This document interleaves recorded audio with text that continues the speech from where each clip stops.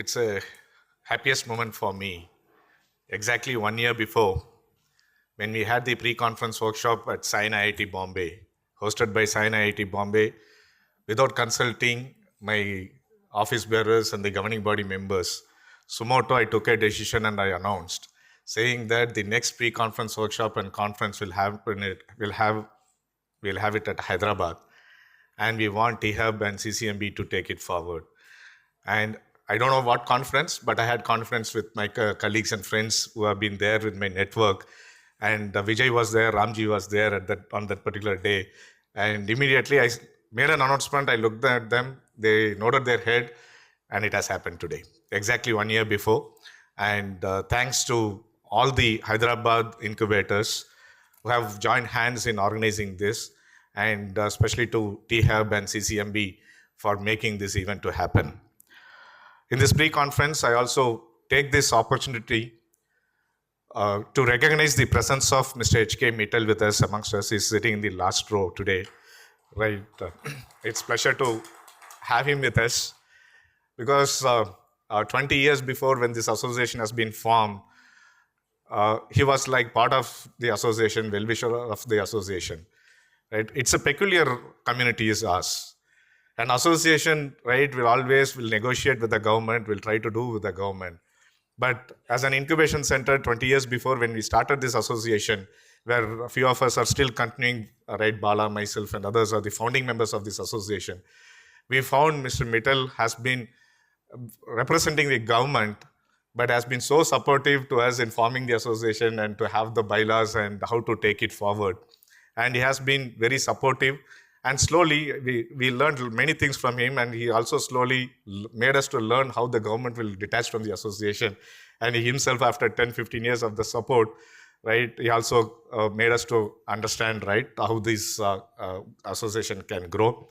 And even after his superannuation, he still continues to be our well-wisher. We accepted our request in the last April to be one of the member of our advisory committee, along with Ms. Poini, Ms. Deepanvita, and Mr. Ramanan of former and founding mission director of Atal Innovation Mission. So I thank Mr. Mittal, sir, for joining us for this pre-conference today and to spend his time with all the incubation center executives. This is the 16th conference, and we started in a small way with 25-30 incubators across the country as an association. But over a period of 2 decades, this association has grown. And pre-conference workshop, my colleague was asking me the outside whether it's conference or pre-conference. I'm seeing the entire conference executives are here, but it is about the way it has been brought together, the way the association thought what will be the expectations of the members and what we can bring back to the members as value from the association. It has all happened. And thank you all for joining. Even the organizers, we also miscalculated, right? We expected about 100 plus people will be coming for the pre-conference. And I think we should have kickstarted the conference today itself, right? Right. So thanks to THUB team for making this event pre-conference workshop to happen here. The entire team has geared up and meticulous planning. Last 1 week, 10 days, I've been watching them, what they're doing. I've not interfered with them. And whatever has been happened today, whatever you are enjoying today, it is all the collective efforts of THUB team. A big appreciation from you all for their wonderful thing. Thank you, team, for us. And today we are going to have 3 sessions as masterclass. And all the sessions has been handled by our own members. And the first session is on creating quality pipeline, and we are going to have Dr. Lakshmi Jagannathan from IIIT Hyderabad. Earlier she was with Derby, and before that she was instrumental in promoting entrepreneurship initiative at Dayananda Sagar, have put more than 20 years of experience. And along with her, we also have Ms. Gladys from iCreate, who has been the head of learning and development and also the governing body member of ISBA. All of them have contributed a lot, and despite the organizing pains, right, last 2 months, 3 months, every Wednesday and Saturdays we used to have meetings, and then we should have a lot of meetings. But despite that, they come forward to spend their time as the session resource person, right? So that's the stretch that they have come forward to stretch themselves. Apart from taking the responsibility of organizing the event, coming and handling the sessions is not that easy. Same thing, the second session is about mentoring networks by T-Hub. The team T-Hub took the responsibility of organizing this, but again, they have come forward to handle the session for 1 hour, and right, that's the commitment. And when we decided to have the third session, again, our GB member has been instrumental in organizing this conference, also told that I'll handle the session, and Mr. Prasad Shetty has come forward to handle the session on seed fund. So next 3 hours, it's going to be a knowledge rich, and make the opportunity, and hope we'll have a good learning session. With this few words, I request Lakshmi and Gladys to take over to you. Thank you. Hearty welcome to all the incubators. Lunch ke baad, I think the energy is down. Can we have a big round of good afternoon? Good afternoon. हमारे हैदराबाद में ऐसे ही होता, right? But thank you so much, Dr. Suresh. Thank you so much, the ISBA governing body, Prasad Shetty, Prasad Menon, Gladys, Dr. Lakshmi, Ashish ji, and all the members who have worked behind it. I remember last year I was sitting at Sain IIT Bombay, and when Dr. Suresh made this comment, I was like, wow, bin mange, we got so much, right? And we're so proud as T-Hub to host the 16th annual Isbacon conference in Hyderabad. And a full hearty welcome to all the incubation leads, CEOs coming from different parts of the country. We also have the Asian Association of Business Incubators today with us. Also a big round of welcome and applause for them as well for coming all the way. Like Suresh mentioned, the kind of effort that has gone behind, I've seen the ISBA team, the way, the kind of effort they have put behind to ensure that those incubation leads from different countries like China, Philippines, Singapore, Malaysia, they traveled all the way to India and experienced the Indian hospitality and the Indian ecosystem. I'm sure you would have had a good tour of T-Hub and also T-Works. Thanks to my able team who took care. I'm sure they took a good care of you. Can we have a big round of applause for them? Yeah. How many of you are visiting T-Hub for the first time? I'm glad. Yahi chahiye tha humko, right? The whole agenda is how many people can get associated, because I believe collaboration is the new competition. If we do not collaborate, will not exist. And I was talking to Prasad, and the whole idea of this welcome address is how can we bridge that gap of collaboration? We are here to collaborate. We are here to work together and kind of open the barriers on achieving things together. Today in the second session that would be handled by my team on creating investment pipeline, creating industry pipeline, and also on creating mentor pipeline, we'll talk more, dive deeper on how can we, all of us can collaborate, work together, and see that your startups that are sitting here can work together. How can we open up our mentor network, our investor network, our industry network, and enable your startups to leverage the corporate innovation that we have championed in. We'll have a lot of discussion around, and me, my team, all of us are here, looking forward to speaking with you, looking forward to collaborating with you and taking it forward. Thank you so much. Once again, a hearty welcome to T-Hub, and looking forward to interacting with all of you over the next 3 years. Thank you.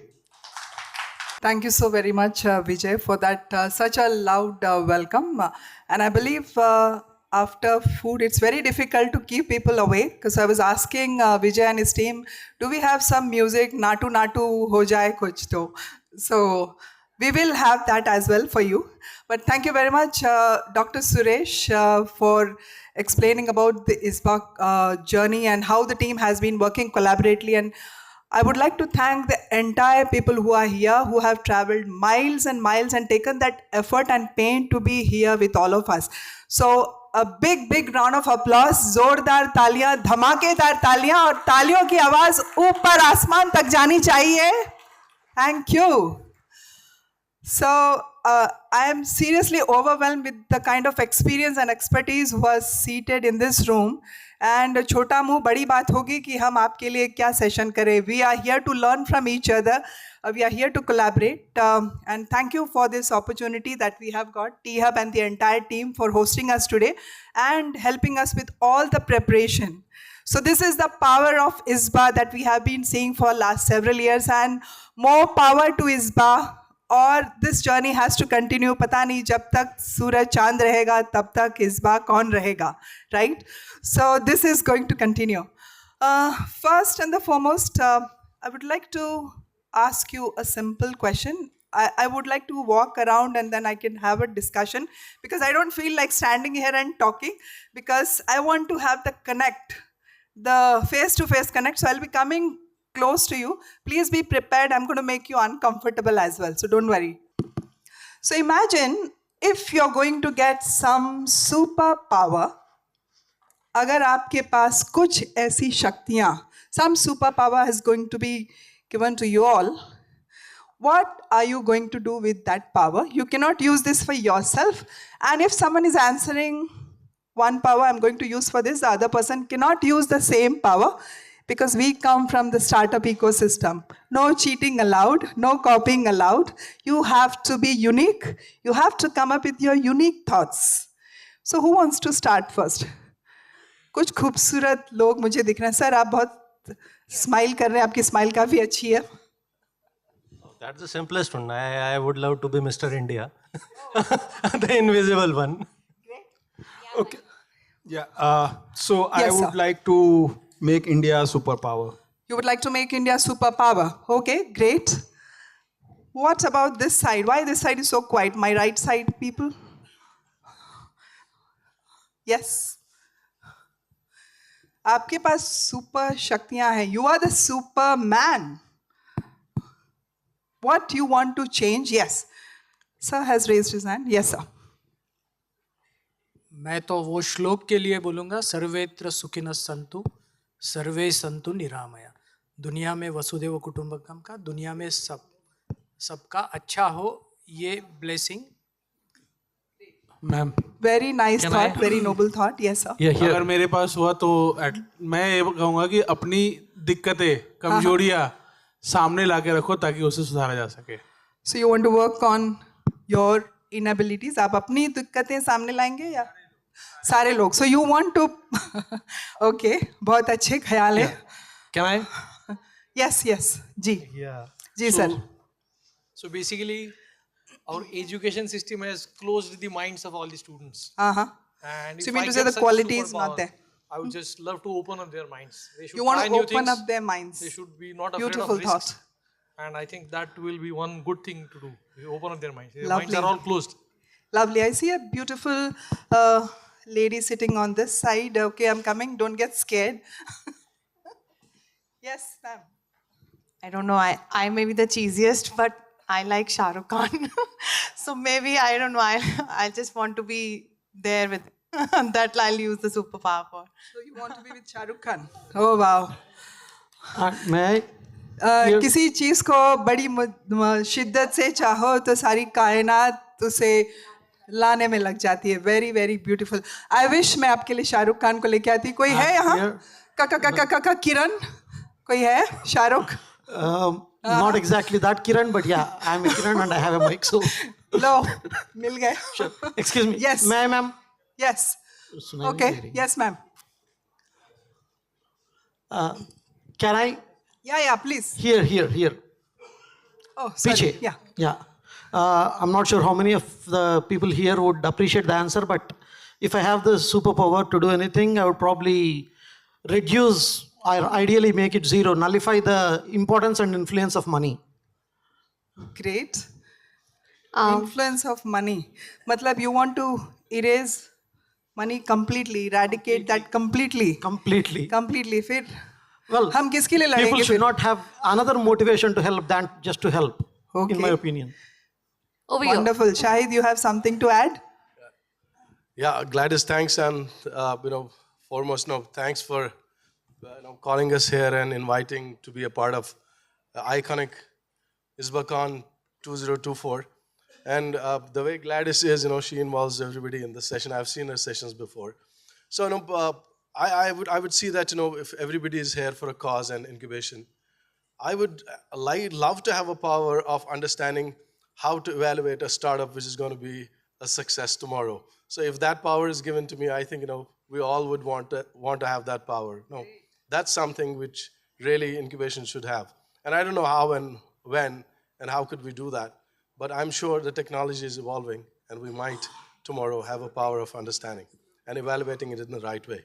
Thanks so much, Gladys. Beautifully said, Shahid. Thank you so very much for such a terrific answer. Over here, ma'am. I'm the newest member of ISBA. I've just joined. The newbie we have. Yes, the newbie and the young energy. So I always wanted to, give options to women. More options to women who can do something with their lives. More power to women. Yeah, yes. more power to women and more options to women, which they can do with their lives. So that power actually I've got recently because I'm the new CEO of SNDT Vice, where we have 70,000 women. It's the only women university of India.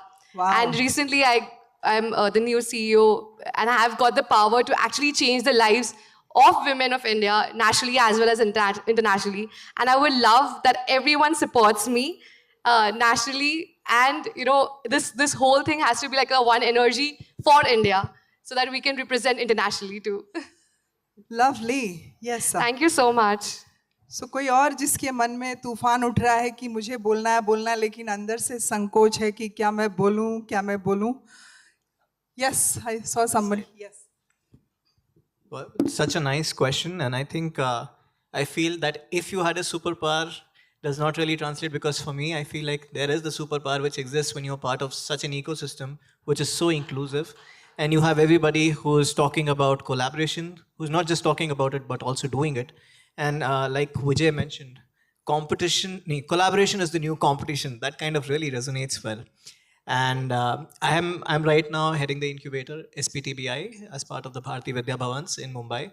And I'm looking at amazing work being done in the startup ecosystem, and very happy to be part of this community and doing my part. Very warm welcome to Isbacon. Thank you. Thank you. Sir.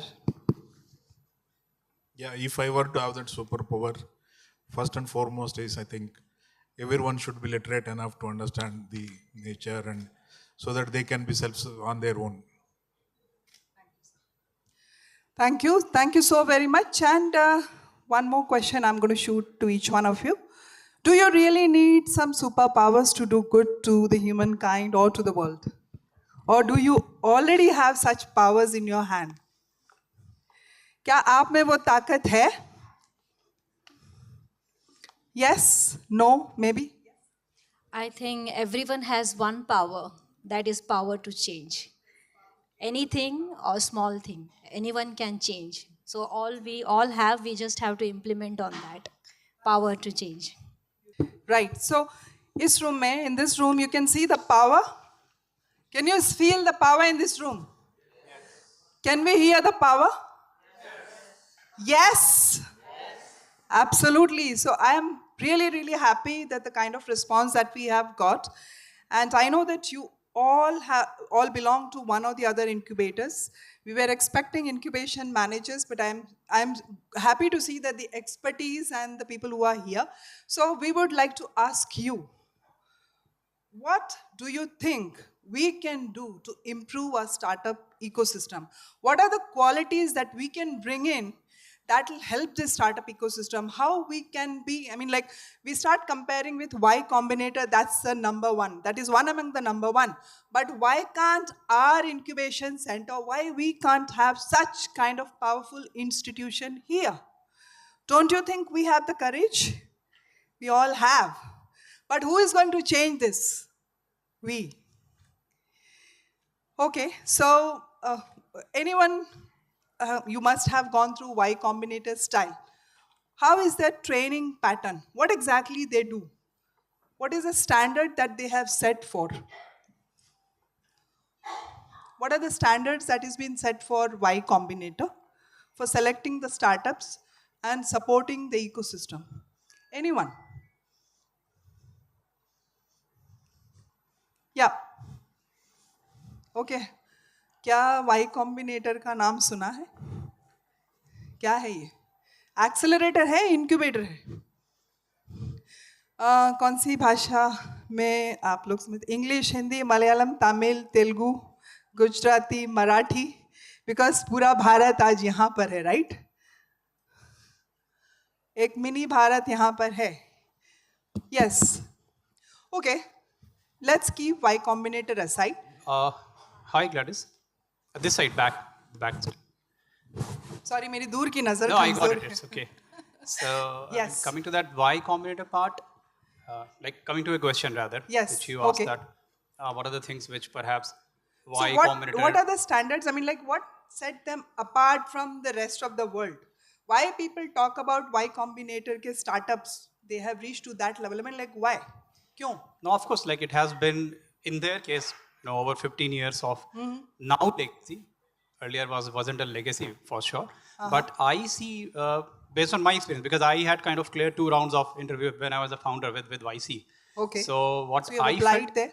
yeah. So Okay. I got a reply and I got a chance to have interaction with their people as well. How so was the grilling process, I would ask? No, the process was actually very exhaustive in the sense that Very they had asked, exhausting. they Yeah, had asked, absolutely. like, they had asked subjective questions, and that was like tons of questions. Tons of and I was questions. supposed to write and not like go and write. So all the questions were very introspective. Okay. So I could feel that they somehow want to do the filtering process and understand the founder's grit and the founder's philosophy more than anything else, because of course 80% of their startups are the startups are at idea stage level itself, like Yep. the other 20% of the startup. Yeah. So I think that You can continue. the I'll just go founders. and change the slides. Yeah. Yes. So they do have a 45 minutes of filtering session, a discussion, a deep dive discussion happens with the people who have applied. I need the slider.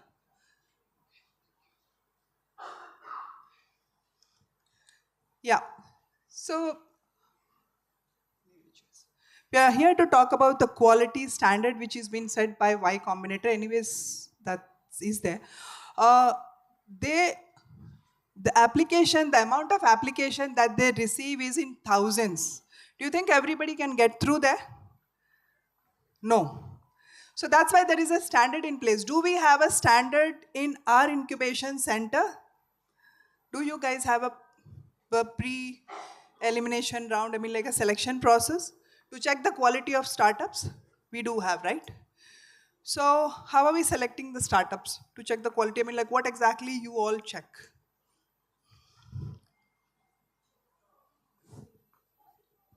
From Indian Agricultural Research Institute. So we are checking whether it is technically feasible to make that kind of a product, or the business viability also, and then we check the IP and other stuff. So 3-level checking that we do for scrutinization, and then after 2-way filtering again, like we are also getting applications in thousands, and we are taking 40-45 startups out of that. So rigorous checking. Yeah. No, in a year. For a specific program, yeah. We place a large stress on the team and the problem they are solving, and how good they are technically at it. We don't care whether the product is going to succeed or not, as long as the team knows what they're doing. Great points. Thank you so very much. So team plays a bigger role. If there is a founder, co-founder, you should know who exactly is part of that entire team, whether they are going to stick together or they're going to perish in some time. So similar pattern is being applied, as sir mentioned. They check for the technicality, they check for the business. They don't care, I mean, like, this is going to sustain, but how confident these individuals are. So that's why the percentage that gets shortlisted at the top level is very bleak. Very less number of people make at that level.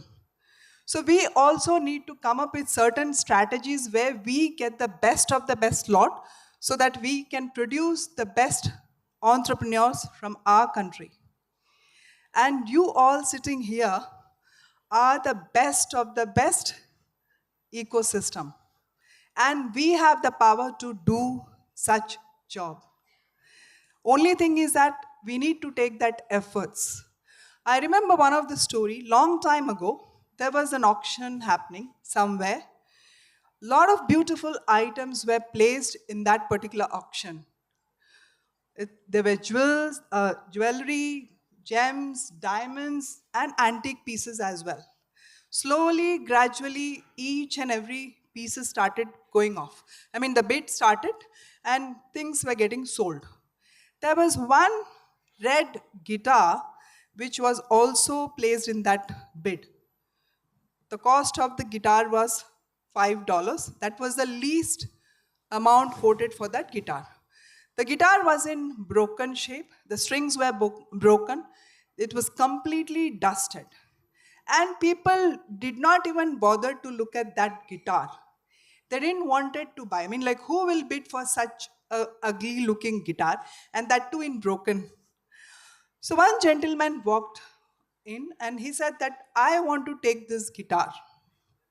They said, okay, fine. As the crowd who were there for the bidding, they slowly started walking out. This gentleman nicely cleaned that guitar.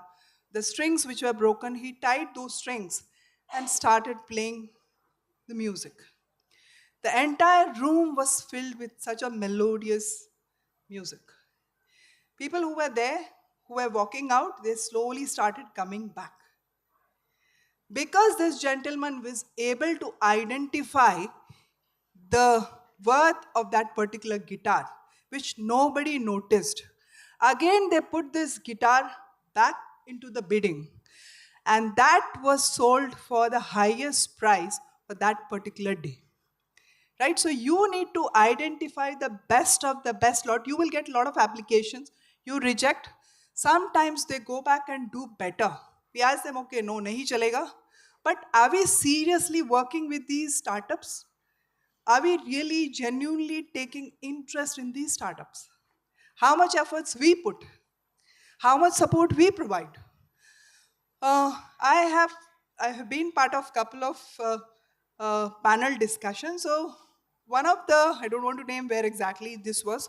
So one boy was just presenting his case. It was a pitch presentation. He presented his case, and there were a lot of people who were there in the panel.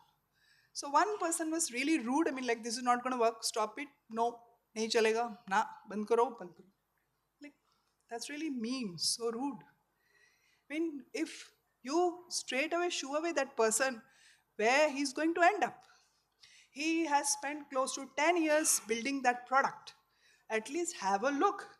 Because you did not identify the worth of that particular product, that doesn't mean it's not valuable, right?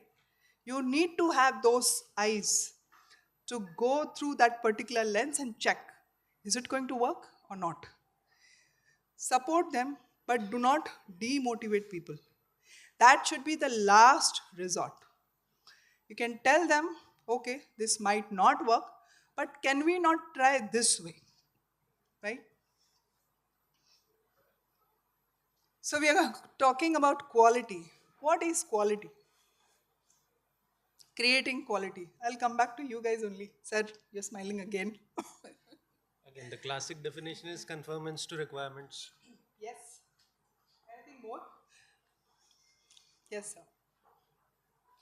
Whatever conformance has to be done, whatever is desired, meeting those things, or how closely meeting those things. Okay. How closely you can meet the requirements, okay. Anything else? Yes, sir. Nice suit. So basically, I try to say that a startup is primarily a business idea. Yes. So if you don't get the business part straight, then it remains an engineering experiment. And that is where we would try to steer them towards the commercial success. The parameters that you have kept for the 4 slides. 4 slides. Okay. First is who will buy, Who will buy? why they will buy, Why they will buy? what Where you're going to sell it? And what options they have. options they have. Okay. And if these questions are answered, then we move on to the remaining part. And then we work backwards to cost and to other things. Yeah. But the first thing is there a market for this? Is there a market? Absolutely. And that comes from the statement that a startup is primarily a business idea. Correct. Because they do not get the right direction. They do not go and check the market need directly. People are so attached to their product. It's my baby. Because I made it, it's going to be the best in the world, right? मेरा बच्चा सबसे खूबसूरत, right? सब जितनी माताएं यहाँ बैठी हैं, जितनी बहनें यहाँ बैठी हैं, they'll tell, okay, my baby is the best, right? If you ask to compare. But when we are talking about product, can we be emotional with the product? Do we need to be emotional? Get emotional. We keep telling people, don't get emotional with your product. If you're getting any feedback, don't take it to your heart. This is for your betterment. This is for your good. Ji, sir. Madam, I personally feel that the product can be better from the previous one. And Absolutely. It should be product, what we call providing service at assured level is far most important than what we cannot say is better बिल्कुल product. Sir तो version हो सकते हैं because we Maybe tell that it okay has to be इसका better अगला from the previous version. right पहला जो बना उससे बेहतर And और it can- बेहतर और बेहतर And moreover, it should keep be improving. sustainable for long period so that there will be less competition. We are talking about startup. I think what we start today, that startup may excel after 2 years, 3 years. We need to think of future. Yes. And we need to support those startups which can sustain for long run. I feel Absolutely. Sustainability is very important. नहीं तो कहाँ जाएंगे हम, right?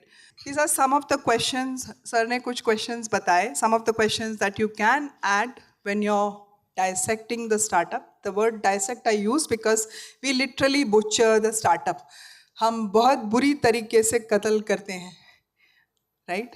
We are preparing them for the best or the worst for tomorrow, but that doesn't mean क्योंकि today we are working with such a young generation or आज की generation, they want Maggie in 2 minutes. They don't have this much of time. So you need to have patience to work with these individuals.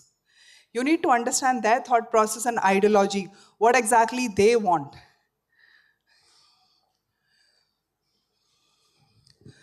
What kind of mentoring style you have?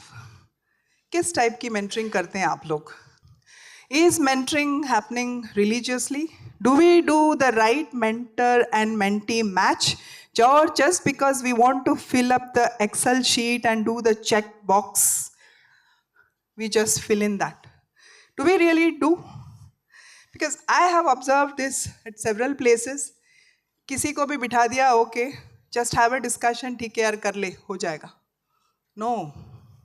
Please don't do that. If you do not have the expertise, bring in someone who can add value rather than just क्योंकि you're playing with someone's career. उस बेचारे ने या बेचारी ने अपनी पूरी जिंदगी उस पे लगाई है and you don't know what you're doing with them, right?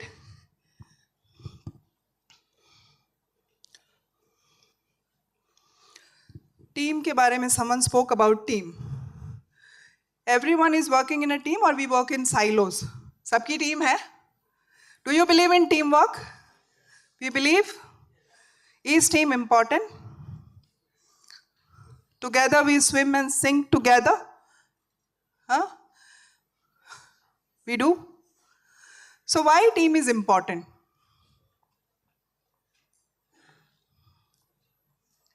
To dependability? To become champions? Absolutely. What else?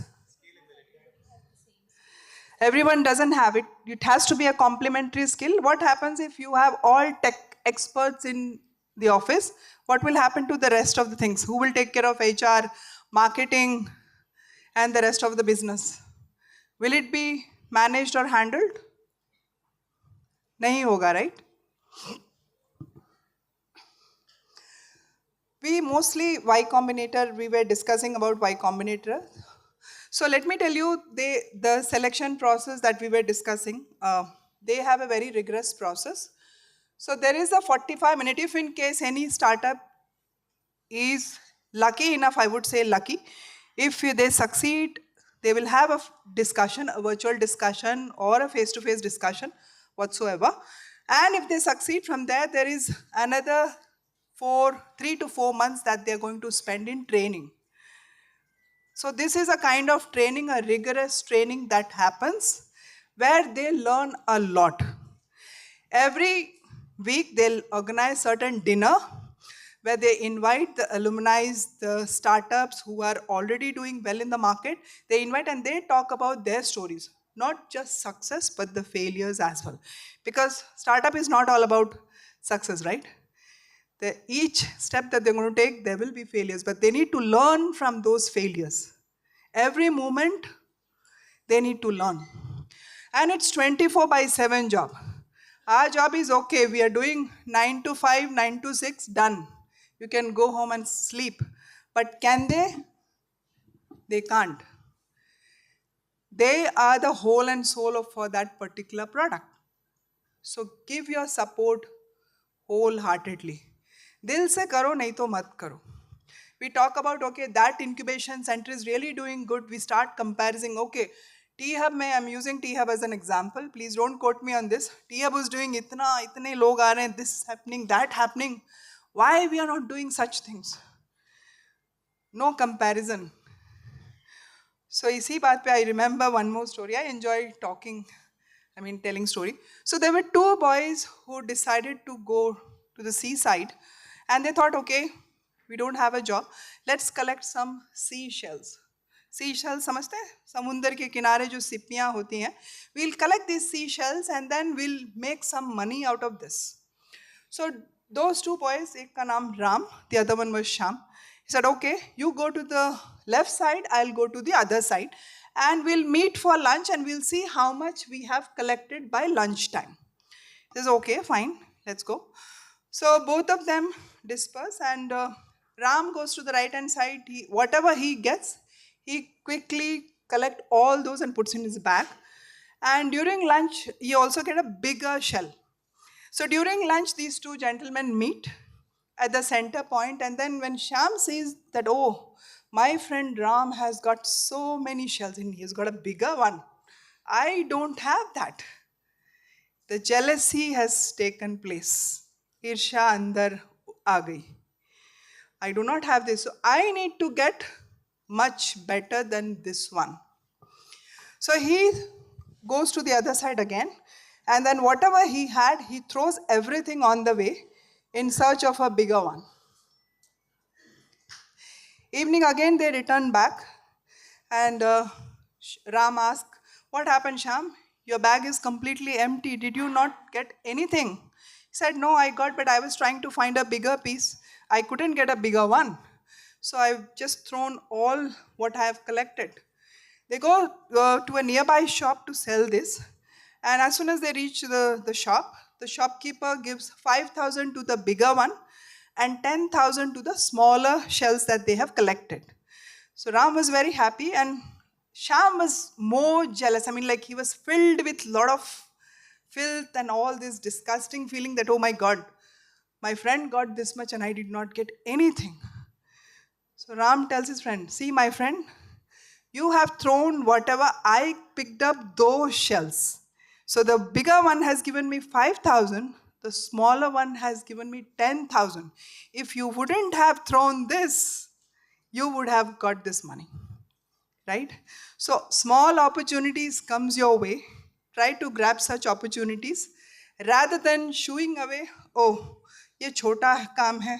We will not collaborate with them. We will not do programs with them. We will not do such things. Koi chota bada nahi hai. Right? Everybody is playing their part.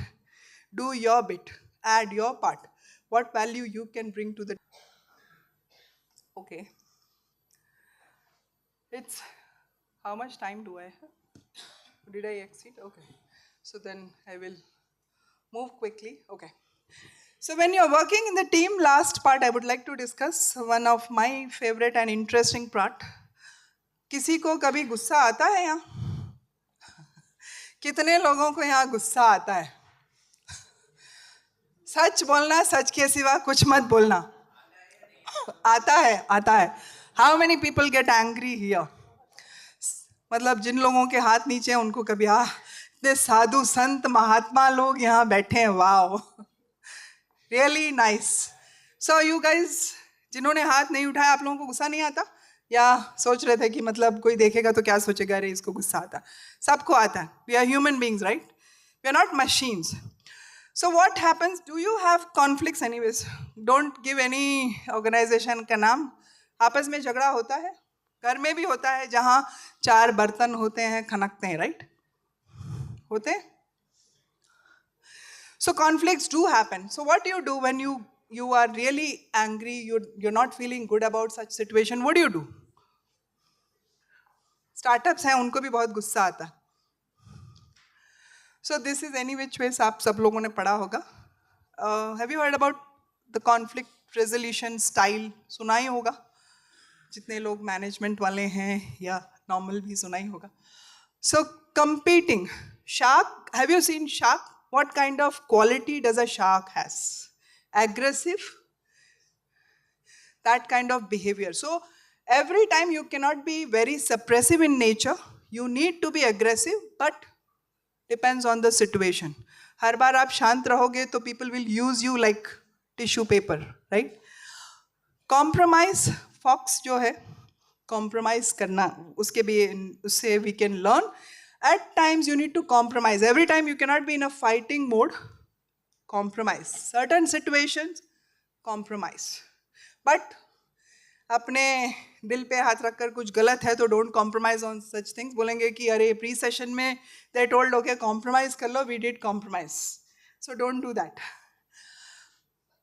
Turtle का nature. Have you seen if there is certain challenges या कुछ आता है turtle, वो seriously अपना मुंह अंदर ले लेते हैं. मतलब they will take their head inside the shell because they know there is a danger.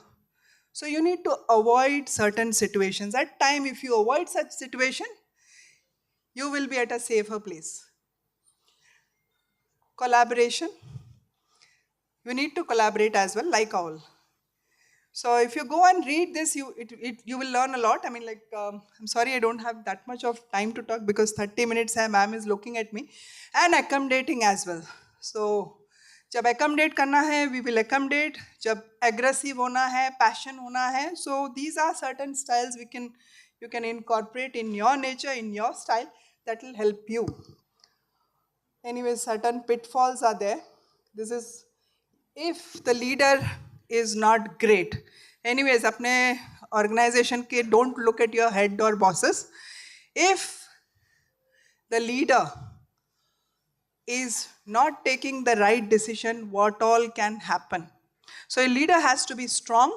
I'm not saying that only the head of the institution is a leader. Everybody who is sitting here is a leader, right? You all take decisions, you all plan certain things, you do a lot of stuff together. So you all are a leader. But certain times, certain decisions that you have taken can make it or break it. So whenever you are in angry mode, so never make a permanent decision when you are in any such mode. Chill, cool down, take your time, go for a walk, and then come back and go back and teach the same thing to your startups because they also need to inculcate certain habits. Yeah. Dr. Lakshmi is going to take the next session. So can we have a big round of applause for Dr. Lakshmi? Because I was asked to speak about value creation, right? Value creation for whom? Why only startups? See, any relationship has to be bidirectional, right? Otherwise, it will not sustain. For everybody, right? That's why I put all the stakeholders. How do you create value for everybody? If I have missed anybody, please add.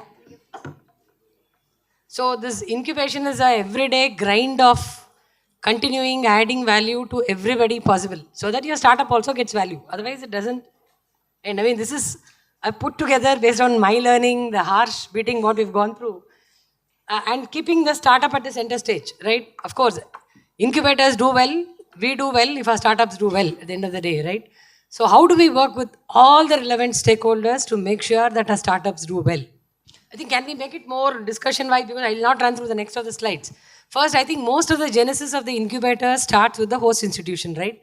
So host institution starts an incubator because there are multiple reasons. Because there's government funding available, NIRF pressure, or there are enough entrepreneurs within the campus, or there are startups in the ecosystem, it starts with the host institution, right? So what will be the kind of value creation that the host institution can do for the startups? Why does a startup come to a particular incubator seeing the background of the host institution? We have facilities in NIT Srinagar like technology inclusion where startups need help to develop their prototypes. Okay, so one is prototyping, testing, sometimes even small batch manufacturing possible in the labs. Correct? Anything else? Yes, please. One word.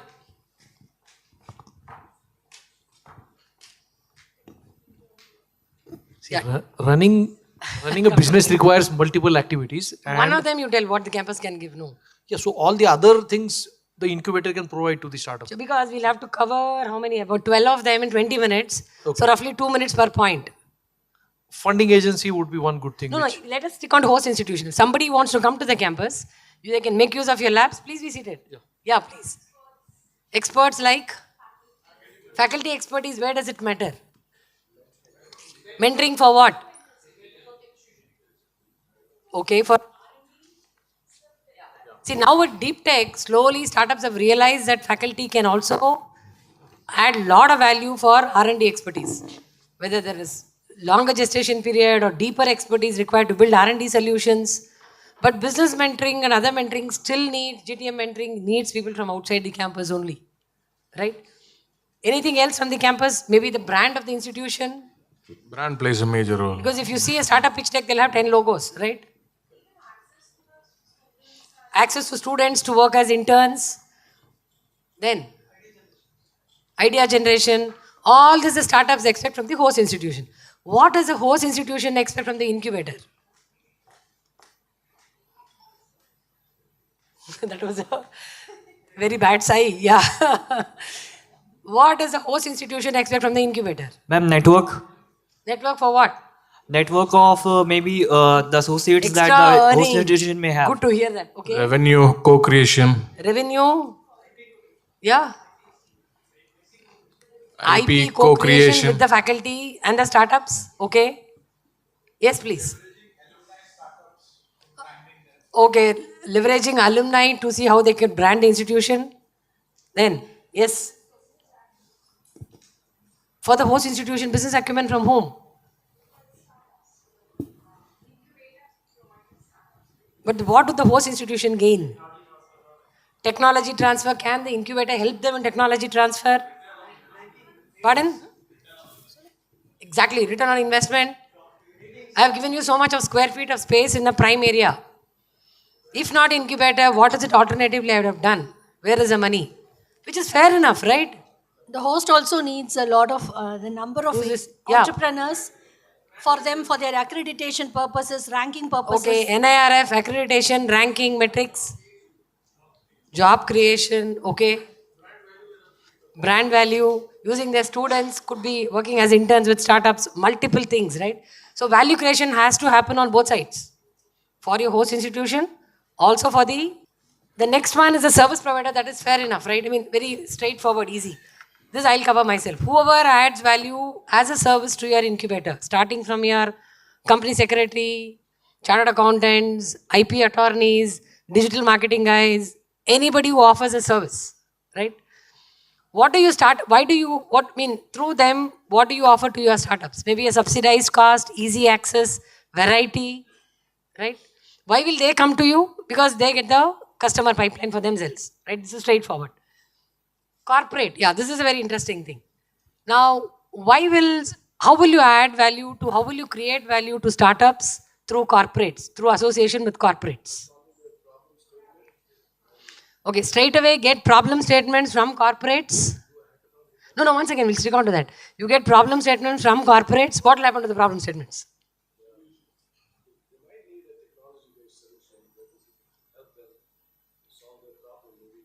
How will you do the connection? Startups, corporates will give you a problem statement. What will you do with the problem statement? But our startups, then you'll have to scout startups who are working in relevant area, right? See, good or bad, startups are passionate about what they're trying to solve. So there's no problem, no point in asking somebody to solve somebody's problem. But are you able to connect the right startups? So scouting startups for corporates can be one, right? Then, so startups get an opportunity to build a solution what a customer needs. Some of the startups could also get CSR from the corporate through the incubator to them. Okay. Then, startups could get access to very good top-notch R&D labs, testing facilities which are there in corporates. Many of the corporates are open today to do that, right? Even small batch manufacturing you want to do, they have an access. Yeah, market, GTM, you can get a lot of technology, business, GTM mentors from corporates. That depends, if you're able to maybe do a joint venture, acquisition, they are ready to open up their doors for distribution at some point of time, right? Why will the corporates, how can you create, what value are you creating for corporates? Most of them have, but the corporates cannot be as agile, as low cost, as economical, as fast as startups, right? And when they're looking at one problem, you can maybe present them hundreds of solutions through startups. It will take them tons of money, you can do it at a minuscule of cost, right? Some of them could also meaningfully look at using their CSR for benefiting the society through technology. But again, it should not be allied to their core business area, right? Okay. Then funding agency. This is self-explanatory. Okay. Now, startups I always say startups need only two primary things: money, market. Sometimes mentorship. If those two come, mentorship is actually not needed much, right? So funding agency is very relevant, right? Because startups come to you if you have the relevant funding at the stage they are, how much money they need, for what they need. Right from an aspiring entrepreneur through a fellowship to a maybe very late stage seed fund, depending on what sector they're doing, for what you want to do, if the funding is there, they'll come. So through funding agencies, you can also add value to startups by giving them the required funding support whenever needed, right? What does a funding agency expect from an incubator? How can you create value addition, value creation for a funding agency through the incubator? Can you create? You should create, right? How will you create? Success of startup? No. See, what I'm asking is, how do you keep your funding agencies happy?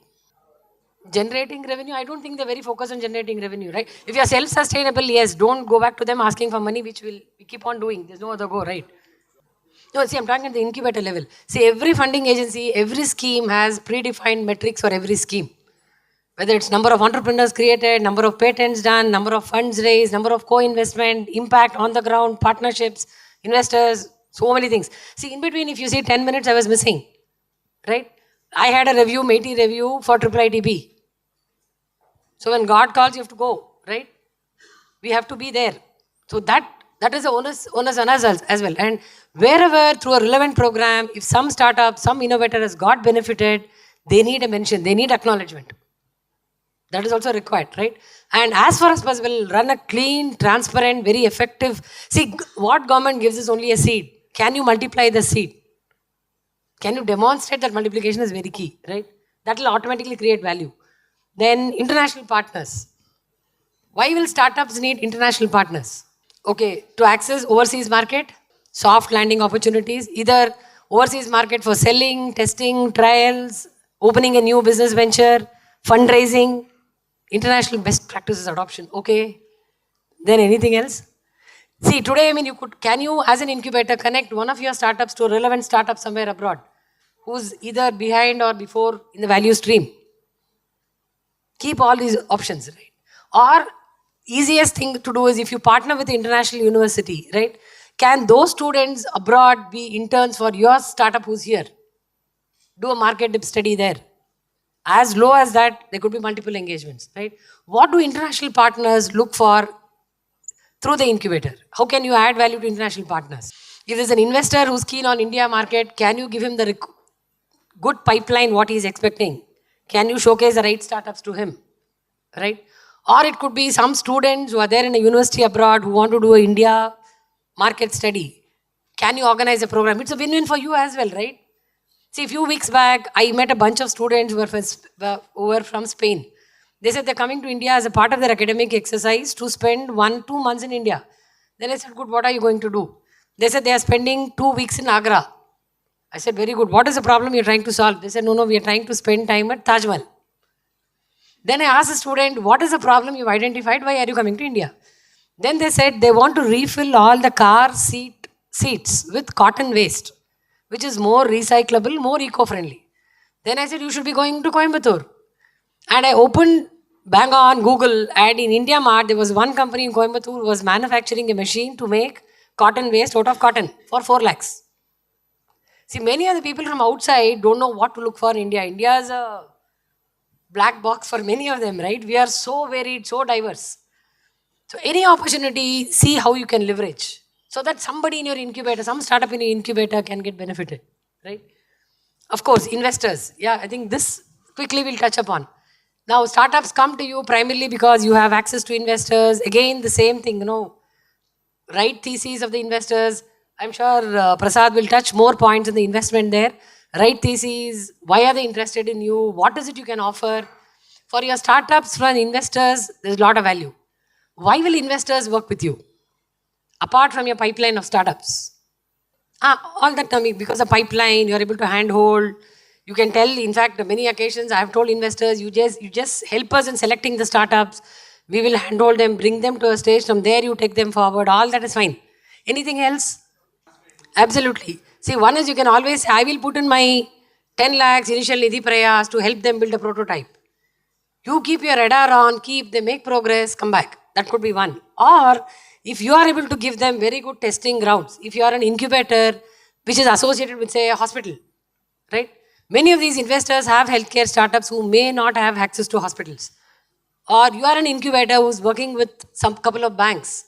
So can you open up test beds, trial beds for those? Everything works in life only if there's a win-win on both sides. How do you ensure that, right? Yeah, nation I'll come last. The next one is a TBI team, right? So what would the startups, through the TBI team, how do you add value to the startups? How should the TBI team, I think Gladys also spent a lot of time on the team, right? How should the team be to add value to startups? One primary, I would say, attribute of the team towards startups.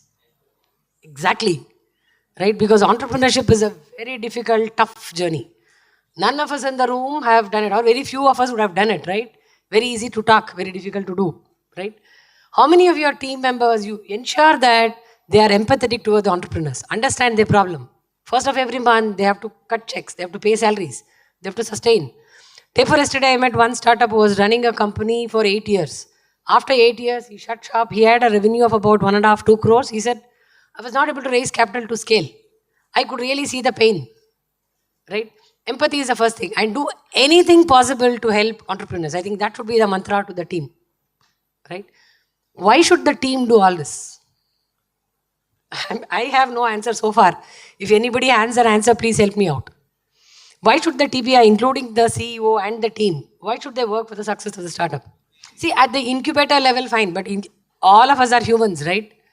For everybody, every individual, every manager, every CEO to stay motivated, continue performing, delivering on the ground in the incubator every day to support startups. Why he or she should do? What is it I get at the end of the month? Yes, please.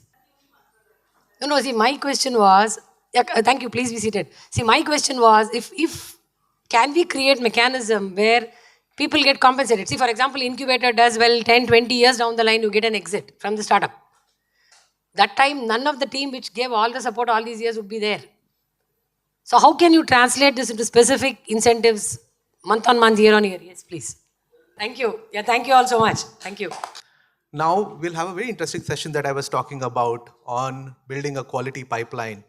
And initially we thought that I'll have my team talk about building a quality mentor pipeline, industry pipeline, and funding pipeline. But we thought let's make it a bit moderated, where I can be a voice between our incubator partners and our team members and share both sides of the story.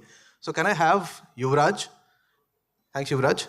Yuvraj is our director for innovation management, who heads the value partners, value partner desk, mentor desk, and as well as delivery of quite a few programs.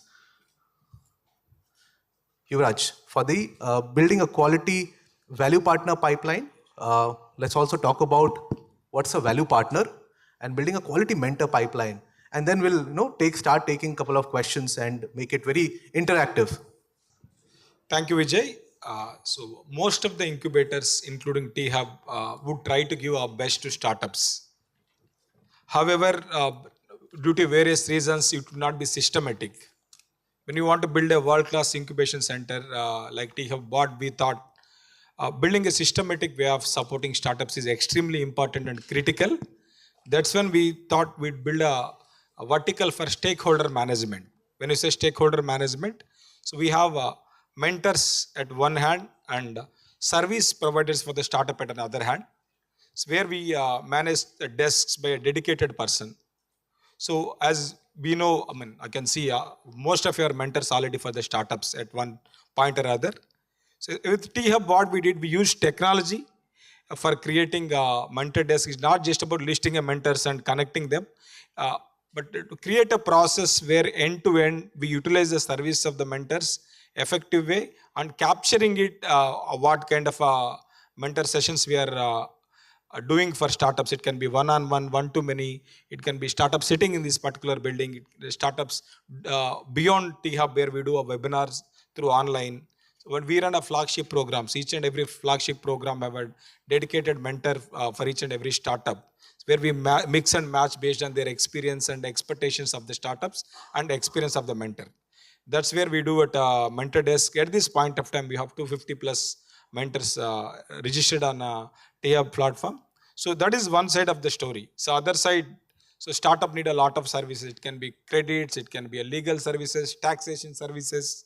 So it can be a design thinking. So that's where you need a little more than mentoring, obviously.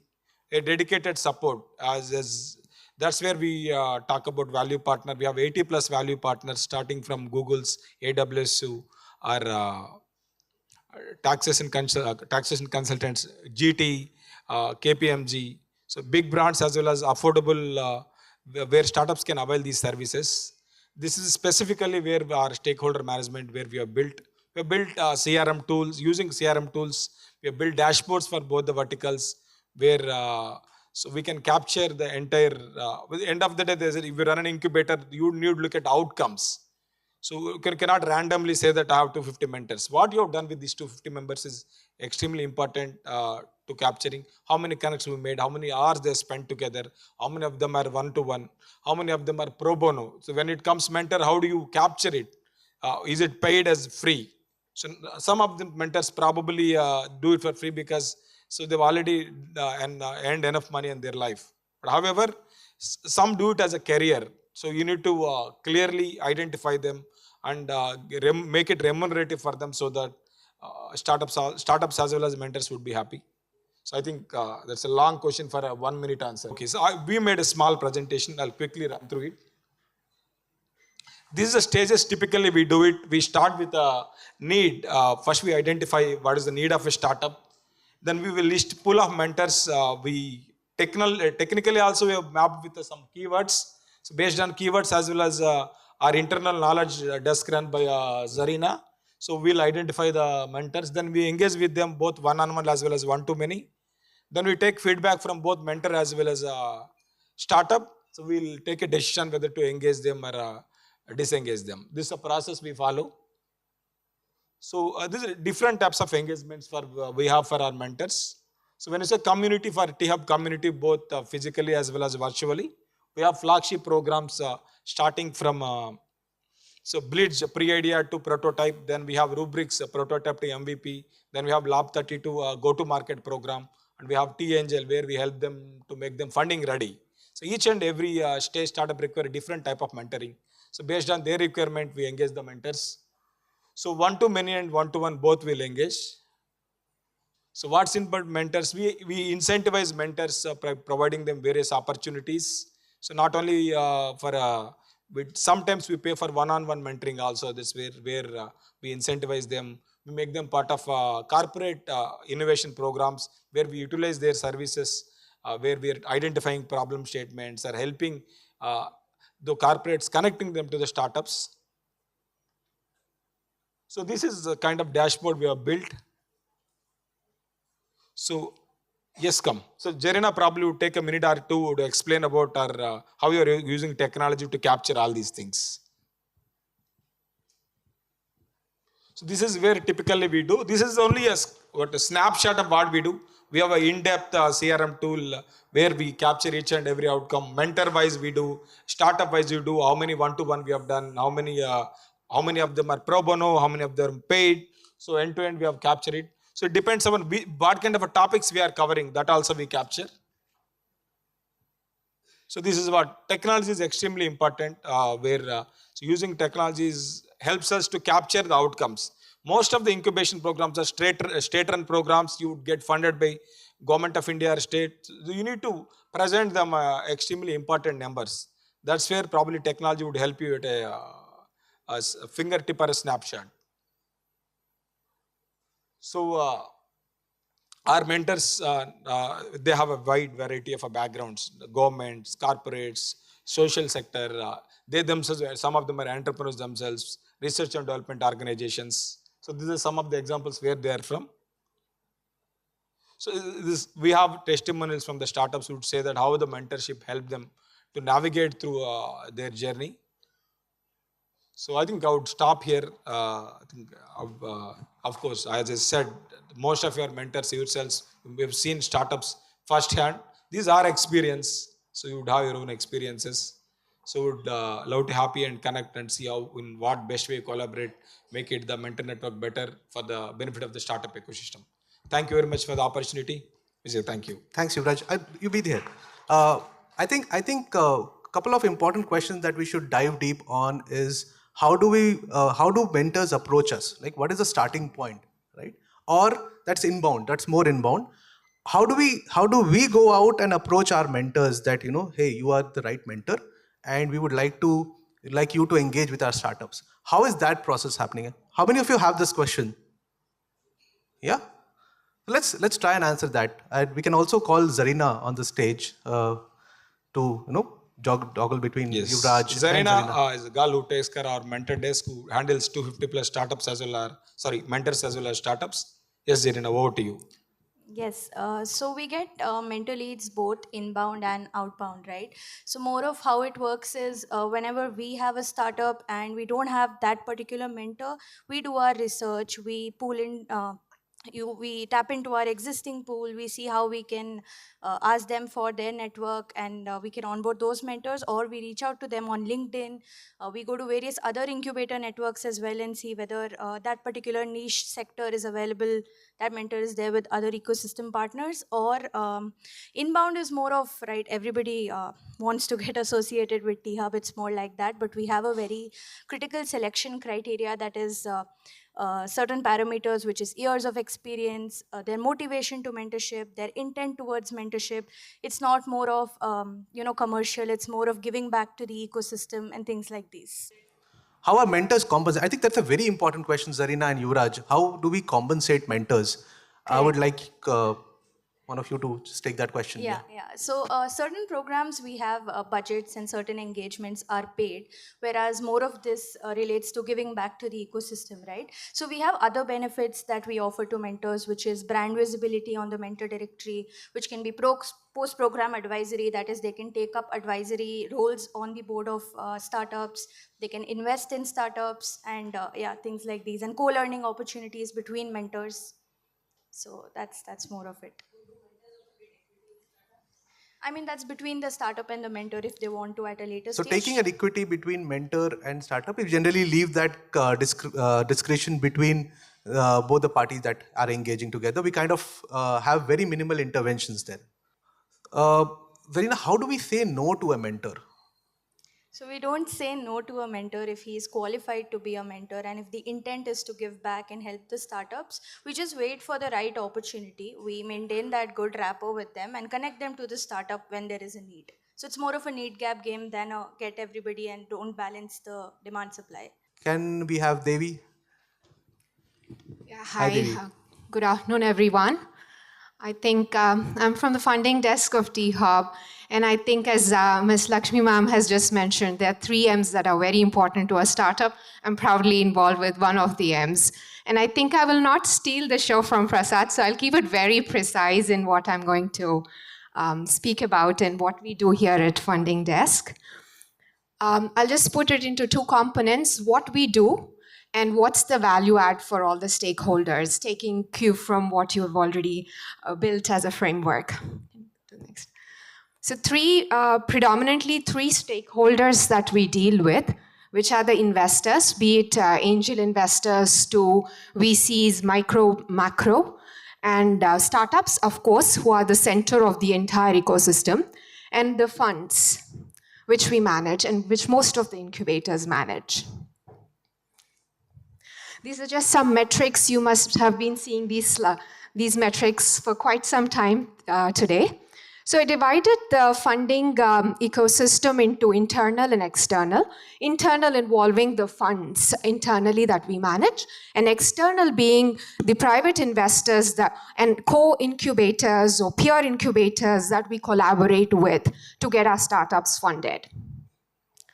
First stakeholders are startups. What's the value add startups get from funding? Needless to say, funding is a very important resource for any stage of startup to propel to all the plans that they have. So funding is definitely important, and what they lack in the journey of funding, amongst myriad things, importantly, they are short of telling their story effectively, which kind of can get them the buy-in from several stakeholders like investors or fund managers. So that's where we come in.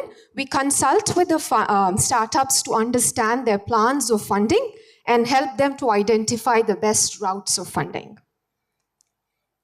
This is the journey, pretty much how I think most of the incubators do. There is preparation in terms of the legal documentation, if all those are in place, the projections, if they make sense to the amount they're raising, the pitch deck readiness, storytelling readiness, and so on and so forth. The next important stakeholders are, of course, the investors. I think when, again, Ms. Lakshmi has asked, what is it that investors have from incubators? Why should they be collaborating with incubators? Two gaps we identified among several others who have answered today.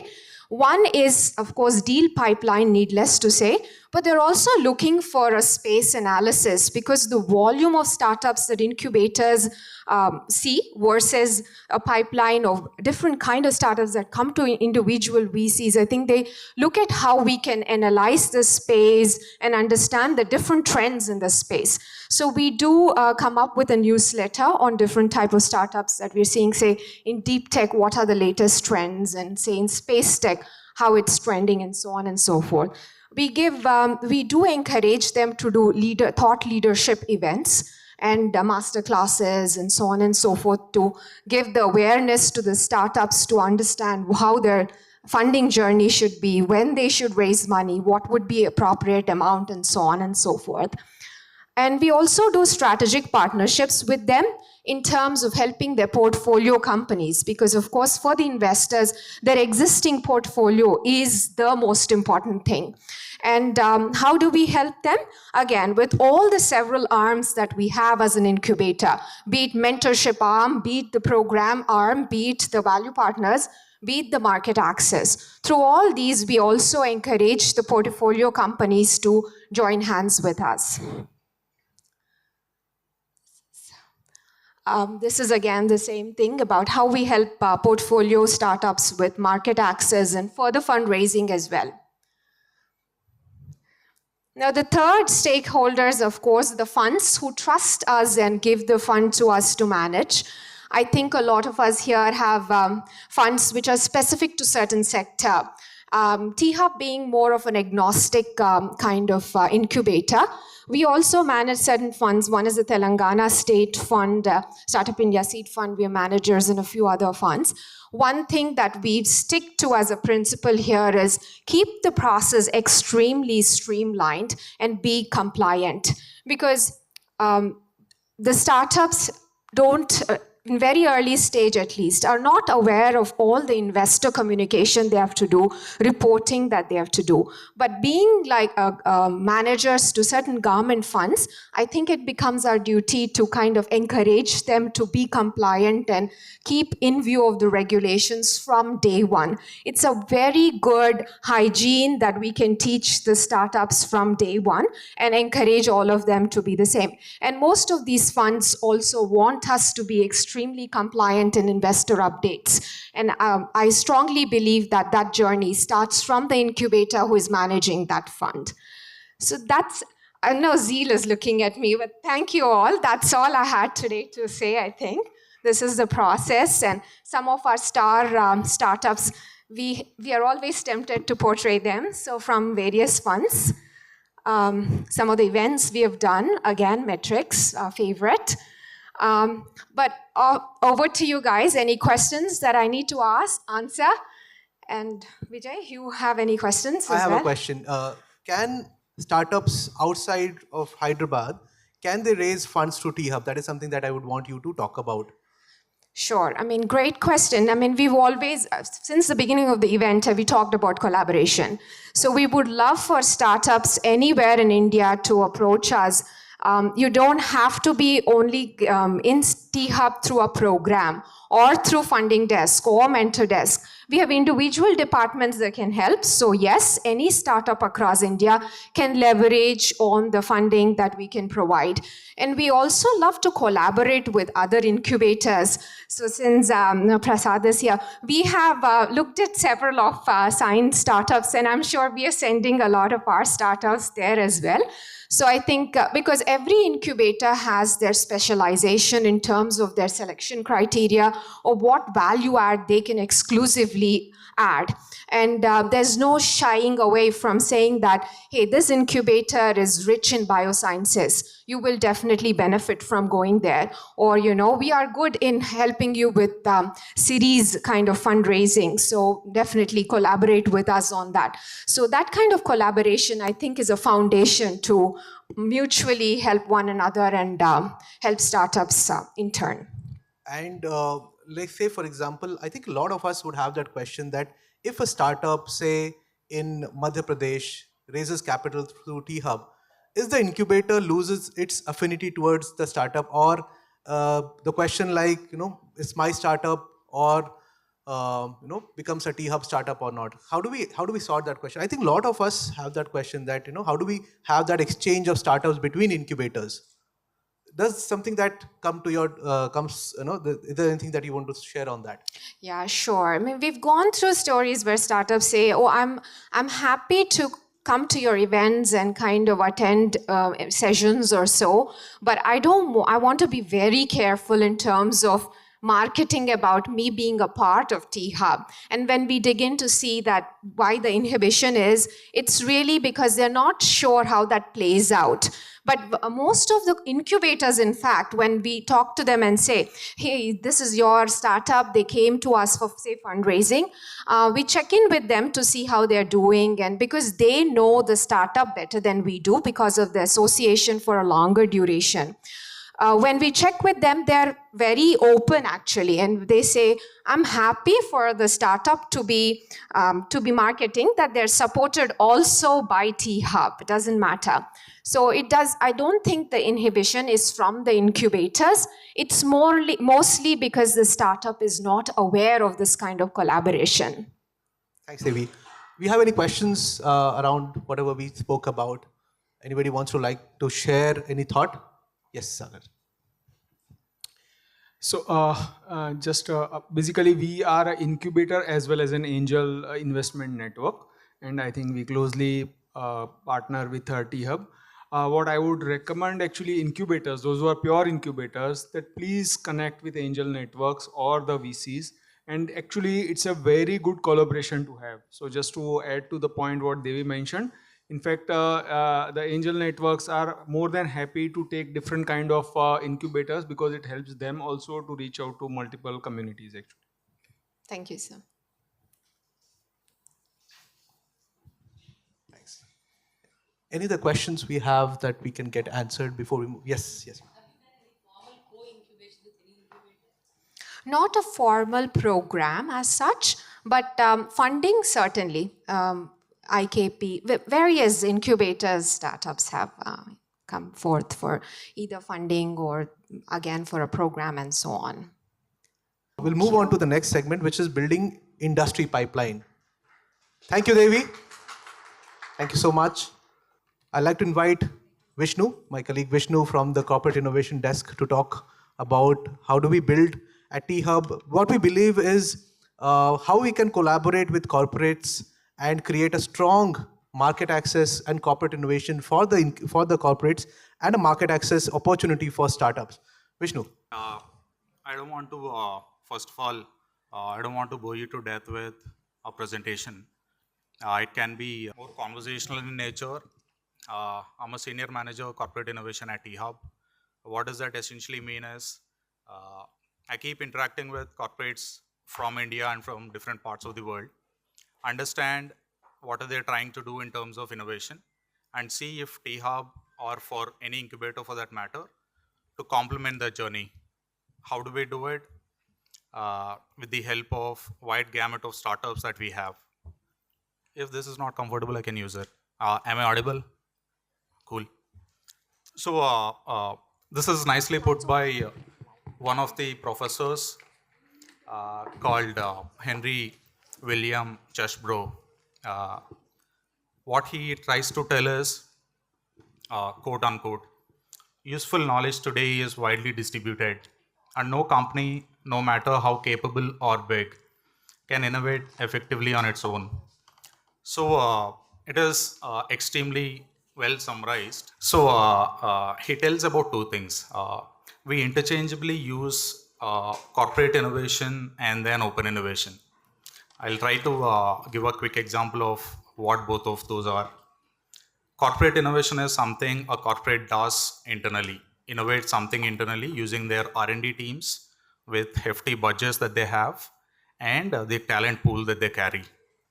So all the innovation that happens internally would be confined to those four walls. So innovation is kind of very confined and then restricted. On the other hand, open innovation is something you tap onto external networks of startups or various incubators like us, or industry bodies, and for that matter, even governments when you co-create something. The difference would be the later would get more access to talent pool and they could possibly see something which they have not thought about in their last few years of existence. That is what he's trying to tell here. I just want to quick set the context and then move into maybe specifically corporate innovation and then what eHub does. How do we build our industry pipeline? In a single line, how do I define this as from an incubator perspective? Corporate innovation helps us generate lion's share of our revenues to be self-sustained.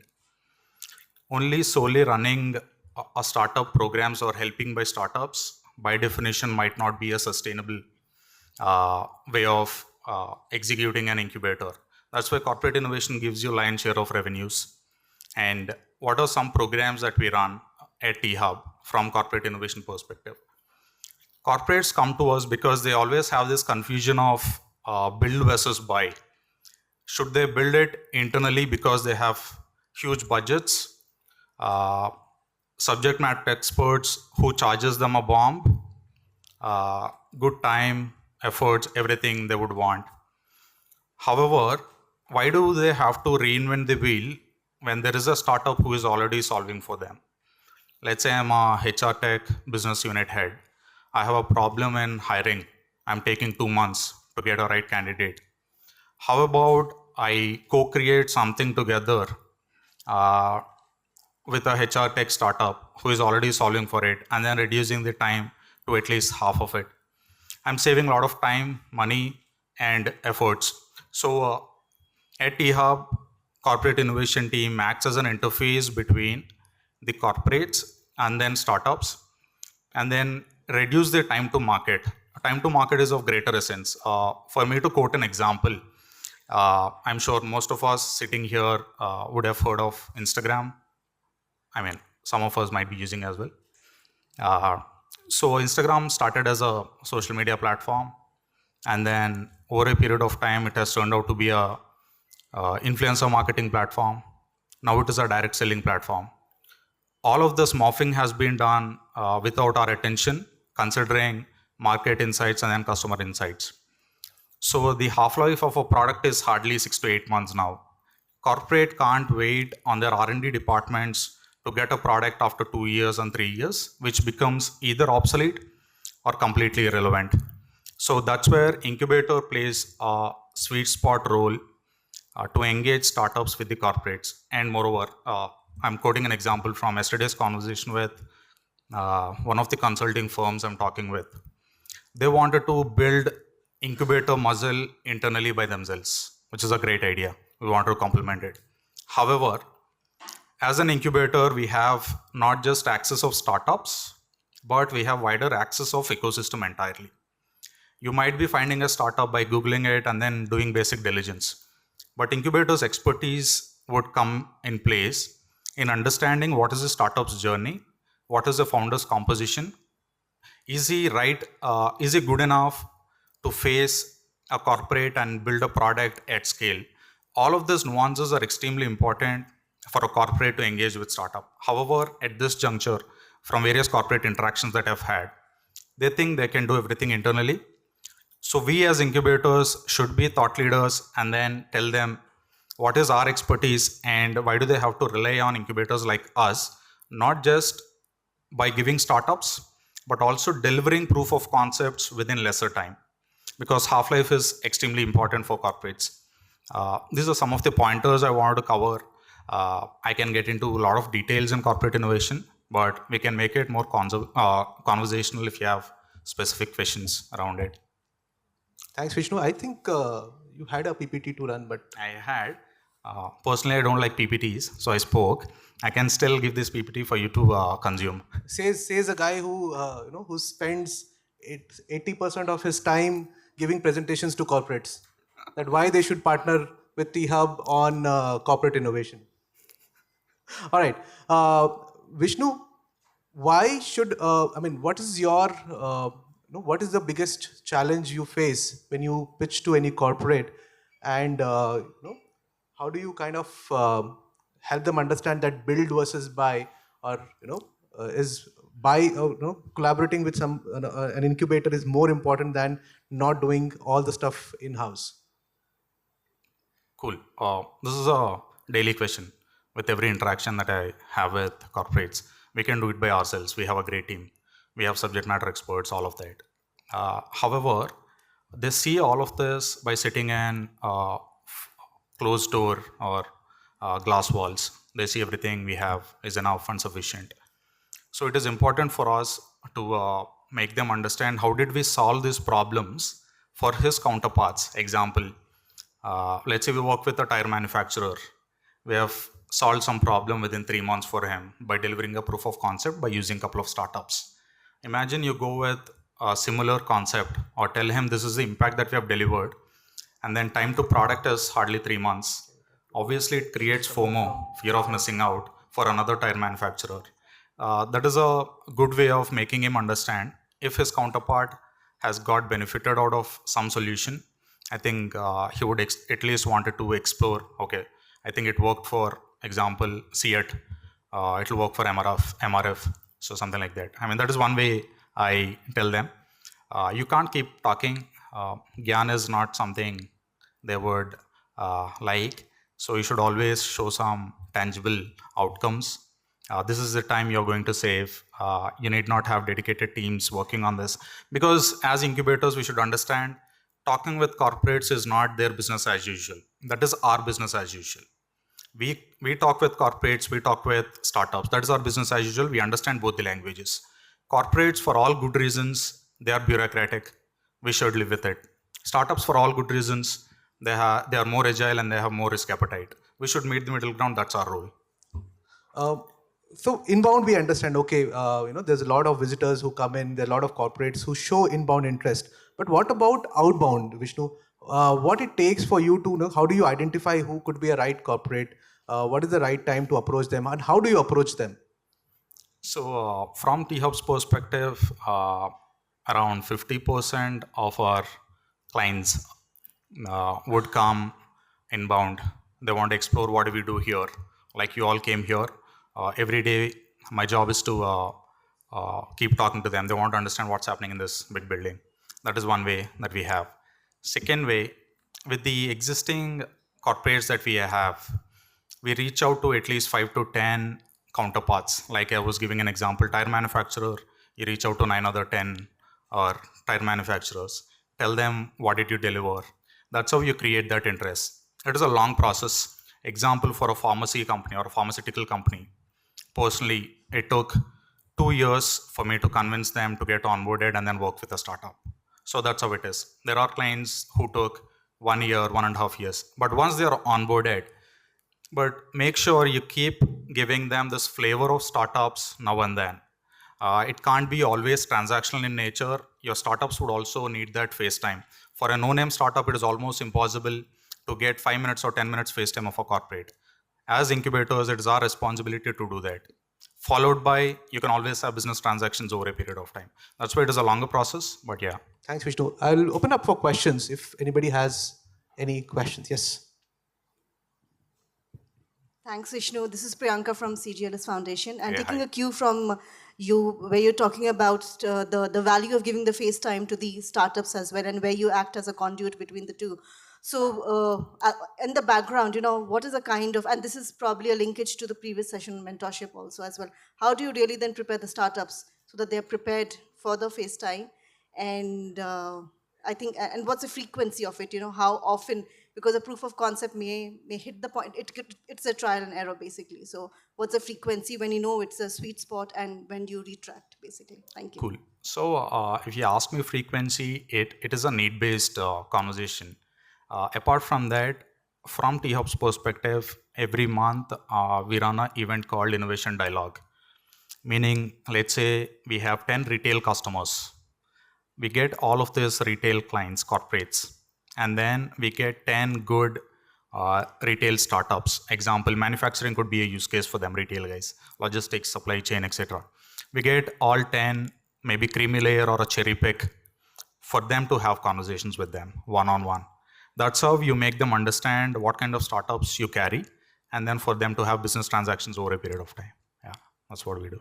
Thanks, Vishnu, for touching upon that. Interestingly, folks, in the last 6 months, we have had 491 startups get connected with 93 corporates for any of the problems that they want to get solved, out of which 193 have been unique startups. And what that has translated into is that 10 POs, the purchase orders, have been issued, and many more conversations are on, NDAs have been signed already. So we kind of track this kind of engagement between startups and corporates.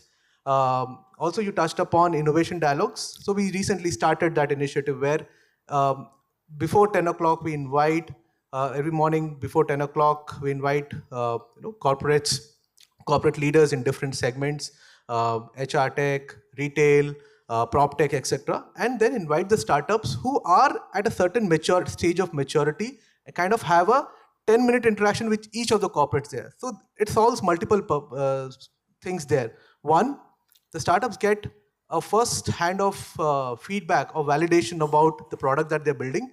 Two, if the corporate likes that product, they immediately get a second level meeting. So that's the whole idea of that particular meeting. Thank you. Thank you, Vishnu.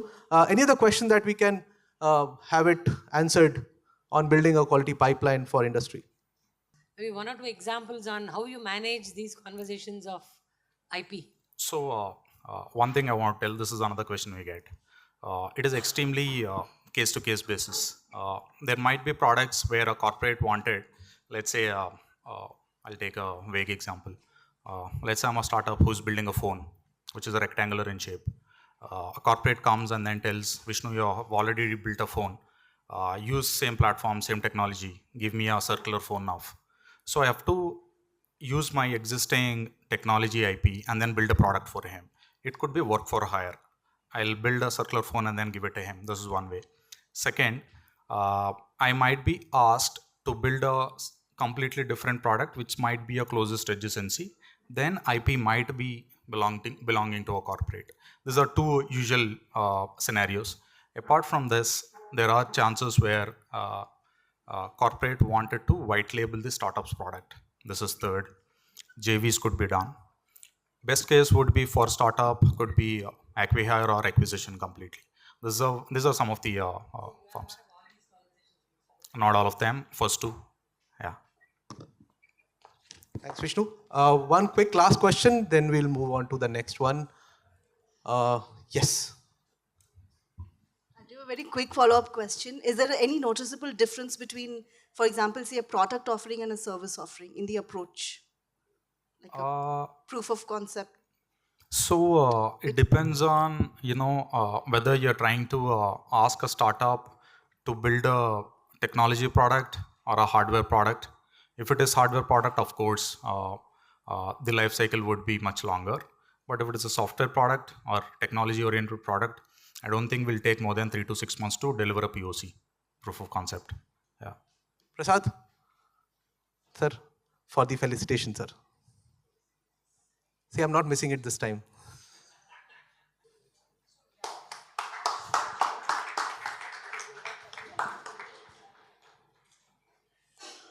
Zarina?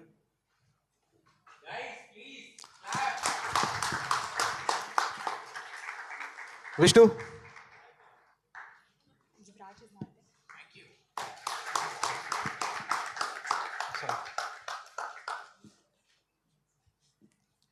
I would like to invite Prasad to take. Okay, guys, we are not going to take break because we are already running late, and then we are going to have a 6 o'clock ABI session. So today I'm going to cover management of grant and seed funding. That's what is the topic which has been given to me. But having said that, before starting the slides, I also don't like slides, but of course we have to discuss in slides only so that people will be able to relate it. What I want to know is what kind of a challenges you people are facing when managing grants and seed funding. So that I can, the main purpose of having this session, one is having collaboration. Second is how we can understand or learn from each other's mistake. If somebody has done the mistake, then how can we learn from that, and so that we don't have to repeat that mistake. That's the main purpose of having this session. What I'm not going to be like other speakers where I am going to come on those people. If they have questions, then I'm going to answer those questions with my limited experience of almost 20 years, which I will be able to try to solve it. If not, then we can discuss over tea or dinner how both of us can solve that problem. That's the main intention. But okay, so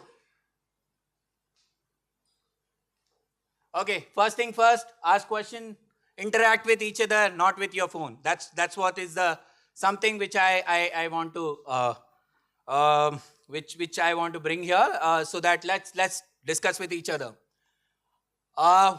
I asked one question: what kind of a problem we are facing when we are managing grants or seed funding? Can anybody please share me some thoughts? That might not be related to the mistakes that we have committed, rather. It's something that we are governing a milestone-based kind of a funding, and every time the major challenge that we face is that we are not getting the grants on time. Grants on time from the government. Okay, that's something I am also not able to answer. But having said that, I guess there are going to be a lot more changes in the government body in the sense they are coming into this PFMS system. Then there is something called TSA where the real-time accounting is going to be happening now. What I believe is that government is very cautious on those sides. And I do understand this kind of a problem everybody is facing. Some of the agencies we are already in talks, and they are solving those problems, and they have promised they are going to solve this problem by coming year or something. So we may have to wait till that time. But having said that, one important thing what we have to map is that when are we getting the money, and how are we mapping the milestones. Once we track the milestones, once we get to know how the startups are going to be achieving those milestones, we should also be a little proactive. We should not sit till the end where funding is not there and then we are reaching out to the government. Our approach should be a little proactive, not the reactive. That's what I believe we can solve that. By the way, at Sign we have managed close to 25 projects of governments, and some of the projects are grants as well as seed funding. We are able to give the funding to startups on time. I don't know why, but we are able to do that. We timed our activities such a way so that we will not get into that trap at all. One is if we don't have money, we don't open a call for application. That's something we don't do. And at the same time, whenever we have a grant, once we earmark the grant, we don't give that grant to anyone else. That's why we are able to match those timing and we are able to solve those problems. I guess some of the people can have those kind of an approach to solve that kind of a problem. Yeah. So Prasad, I have a very, very different question, which probably most of the people here don't have, but I think it's important to think. I just recently attended the secretary from DPIIT who was there in Ahmedabad for Startup India Seed Fund scheme actually, because they are planning now the next tranche. One thing is specifically mentioned, and I'm sorry, but like he said that AIC funds are drying up. That's not going to come anymore. That's number one. Second point is said that every incubator has to be a sustainable incubator on their own. So have you got any thoughts? I'm sure like IIT Bombay doesn't require that from point of view that you get easy flow of funds and CSR registration, but and CSR funds actually. But honestly speaking, all the other incubators have a very different kind of challenge. And how are you as a leader in this incubation space planning to address that for other incubators, not for yourself? Okay, so this is something what I believe is that so we started 20 years back, okay, when the startup word was not even heard of and incubators were not even getting any kind of funding. HK Mittal sir is here. He can give more insight on that side. But having said that, it's when we started, it was not an easy journey. We were not getting funding. There were very limited funding, and that too, whenever we used to get the funding, that was only for the startups, not for the incubator operations. Now, luckily, government has understood that problem and they are giving some kind of a fund as a management fee for the incubators to run the show. What I believe is that 5 to 7 years is more than enough for any incubator to come out with a revenue model, and they can be a sustainable model as well. That's what I believe. Fortunately or unfortunately, Sign is sustainable since 2004 because we ran a pilot from 2000 to 2004, and there we incubated close to 14 startups. That's where we got some kind of a motivation to create an incubator. And we approached DST to give some kind of a funding to us. But we are happy to say we never took that money because we are able to get that funding from IIT Bombay to run the show. But having said that, one way of doing is that whichever institute you are associated with, you will be able to create some kind of a corpus which can be kept aside for running the incubator show in the beginning, only in the beginning, and later on that fund can be utilized for the startup activities. Second is that there are so many schemes available in the government which is there for the incubator to manage startup as well as manage incubators. There are seed funding schemes, there are grant schemes, everywhere you are having some kind of a management fee. That is second thing. Third thing, what kind of a value proposition you are bringing for the startups? For that, startups are getting incubated with you. That is the third piece, and which is the important piece. Why you are in existence? If you are an incubator, what is your value proposition for the startups? If they are coming to your incubator, what extra you are giving? If you are not giving anything, then don't expect anything from them. That's very clear, right? So that's something we have to answer. And if we have that zeal to go forward and create some kind of a value and create some kind of a value for the startup, first we have to ask that question to ourselves. What additional thing we are bringing to that startup? So having said that, at Sign level, what we do, I was not supposed to carry Sign slides, but I'm just, okay. So what we offer, this is something which is out of the topic, but what we offer, one is infrastructure, everybody has it. I'm not going to talk about that. But having said that, just see the additional points what we are bringing. We have some kind of a 200 plus mentors.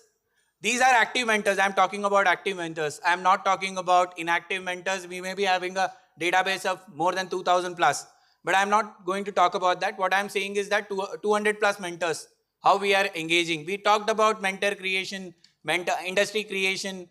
Those things are very important. As an incubator, if we are not able to create a value for the startup, we do take equity, we do take revenue sharing, we do take rental. For all the support or all the value addition what we create for the startup, we are taking that equity, revenue and the rental. And I guess I don't know whether we are the first one to start the equity, but having said that, we are able to do that. We are sustaining on the basis of equity, revenue and the rental model. And how we do it, one is infrastructure, second is funding, third is mentoring, services, international programs, networking, visibility, manufacturing connects. I guess everybody knows the piece of what incubator has to do. We have to just do it. And how we are going to do it? By collaboration. If something is not in your institute or in your incubator, how you can collaborate with another incubator where you will be getting those facilities or getting those mentoring, where you can have co-incubation model.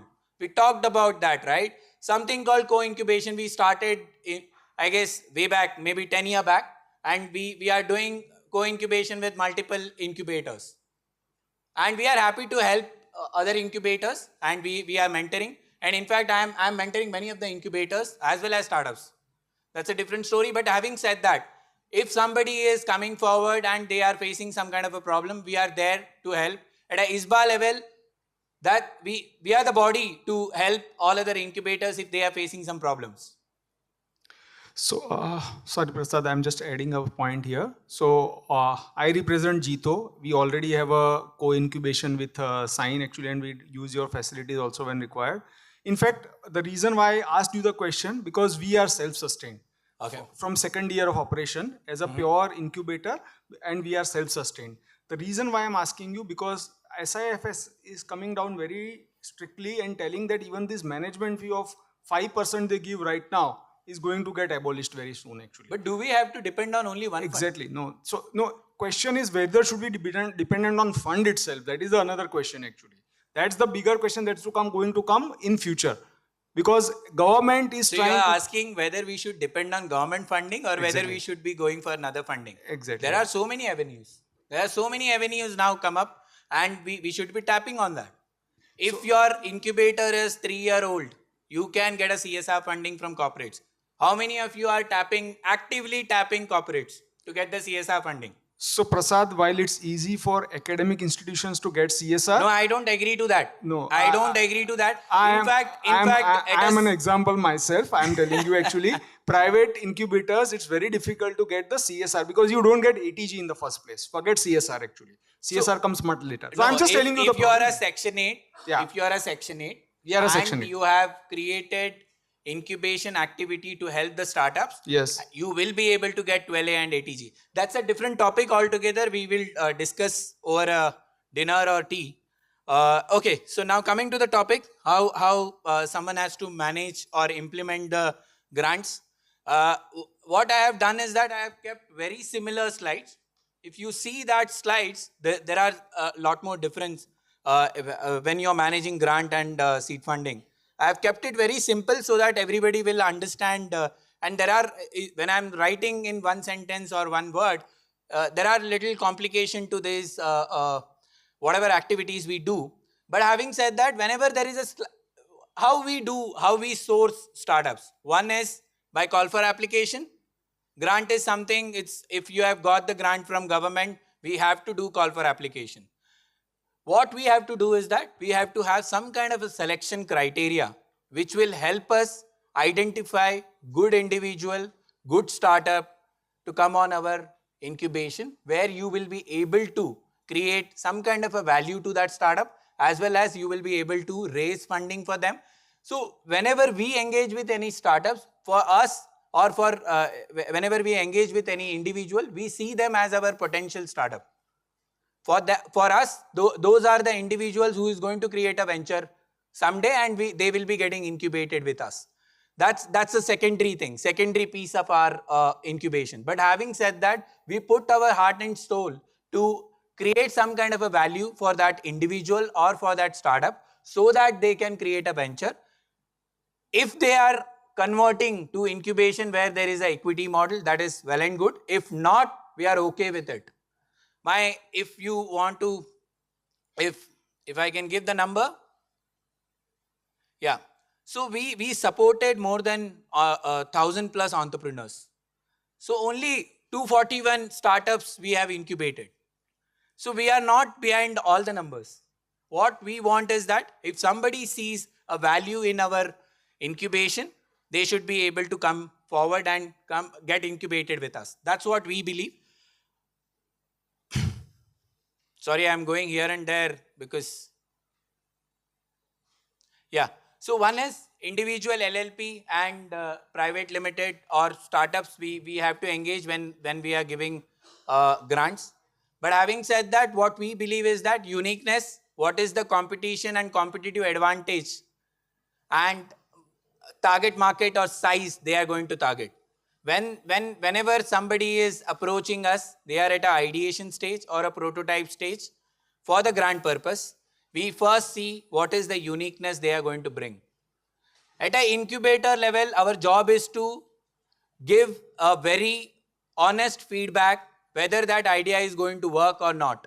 How are you going to do that? So at sign level, we have three level of shortlisting. First, we open a call for application. Second, at an internal review, we first see what kind of a uniqueness they are bringing. Third, what kind of a competitive or a competitive advantage they have, and the target market or size. If we have all the answers, then we take them to an external review. What we do at external review, we try to bring 3 experts. One is subject matter, second is investor, and third is industry. Whether those people will be able to survive. If the investor is happy to invest those kind of ideas, we are happy to guide them and take them in our grant program. If industry is planning to look into those kind of areas, we are happy to incubate them or give them some kind of a grant. That's what is some kind of a, and subject matter, of course, what kind of a tech they are talking, whether it is doable or not doable. That's something which we want to validate. And the stage, it doesn't matter to us if they are in prototype stage, product stage, or a revenue stage. Whichever grant we have, on the basis of that, we will be shortlisting. If the criteria is, if they have to be a revenue-based startups, we will be happy to engage with them. And what kind of a roadmap they are going to have. With that, whatever grant they are going to get, what kind of a roadmap they have, and what is they are going to achieve. And what after getting the grant, how they are going to use the grant, and do they have a capability to use the grant. This generally happens when you are giving grants to individual. At a startup level, we don't worry that much because we know this is a team behind that startup and they will be able to use that funding. That is something easy, but when we are engaging with individual, there you will be facing some kind of a problem, whether they have a capability to use the fund. That's something which you have to closely interact with them, understand, then only we will be. And some of the cases you have to take a gut, some kind of a gut feeling, then accordingly you have to take that risk. And grants, of course, when they are applying for the grants, there may be a grant which is 50 lakhs. But do you want to give that entire 50 lakhs to them? What kind of idea they are pitching? And do they require that kind of a funding? That is something is incubator's role, right? We have to see whether they really require, or you have to see, I am getting into a timeline where I have to disburse the entire fund, otherwise my money will go back. We are dealing with public money. We have to be mindful what we are doing. And something which we have to ask our question. So Nidhi Prayas is a scheme where you get 10 lakh rupees per startup. And in first cycle, I do remember we selected 18 startups. We had a big debate with DST. DST clearly told us there is only 10 lakh rupees. How can you select 18 startups instead of 10 startups? We gave them the indication. There are 18 startups who require less than 10 lakhs.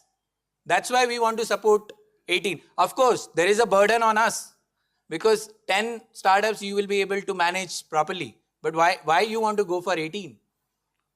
But having said that, what we believe in Sign, whatever money you are getting, this is some kind of a taxpayer's money. You have to be mindful when you are using those money. Objectives like what kind of objectives they are going to achieve with those funding. If some of the startup or individual, they are managing some kind of a project which is 10 crore worth and you are giving 10 lakh rupees, do you really want to give that? Are they going to achieve anything out of that 10 lakh rupees? They may be an excellent individual or a startup, but with that 10 lakh rupees, are they going to achieve anything? That question we have to ask ourselves. If yes, answer is yes, and you will be able to bring another 9 crore for them, then of course you may have to look at that individual or startup. Okay, usage of grant I have already covered. Milestones to be achieved. Okay, this is something, one is grant. You can give that grant in one shot. Let's say for example, 50 lakhs, 10 lakhs, whatever it is. But what we believe in Sign, giving it in 1 or 2 tranches. The reason is that there is something, if somebody is not able to manage the grant, you have something called damage control. You will be able to save a remaining money. That's what we believe at Sign. But having said that, in some cases, some decision which has to be taken. If somebody is not doing good, you have to take that money back. You have to try to get that money back. But if not, then you have to report it to government. That's what is the process everybody follows, and we also follow the same thing. And after giving grants, do you have to guide them, connecting them, or engage with them for any other funding? Of course, you have to. Because as an incubator, our role is not only giving grant, even if they are not your incubatee, but your job is to support that startup. And that is where the value addition part comes. What kind of a value addition you are able to bring? If you are able to bring those value addition, of course, they will be happy to get incubated with you. Okay, the process I already talked about. One is grant committee, what we generally have. One is internal as well as external. External, I talked about what kind of a party we have to involve. And third thing is that legally vetted document. And these are available on Sign website. If you want, you can get that thing. Also, we are trying to put it on our ISBA platform as well, where you will be able to get those kind of agreements. Those are going to be indicative agreements, which may have to be changed as per your requirement. Okay, the monitoring on the basis of milestone. Of course, whatever milestones they have given, you have to track them on the basis of milestone, how they are achieving those milestones, whether they are lacking or whether they are requiring some kind of a support to achieve those milestones. Then the quarterly, half-yearly review depends. It depends on program to program. Some of the programs are 6 months. You have to achieve those milestones within 6 months. If not, some of the programs are 18 months and all that thing, where you have to have a quarterly and half-yearly kind of a monitoring process. Connection to mentors, investors and industry, which we talked about. And I believe whether you are giving investment or whether you are giving grants, you should be able to do that thing as an incubator.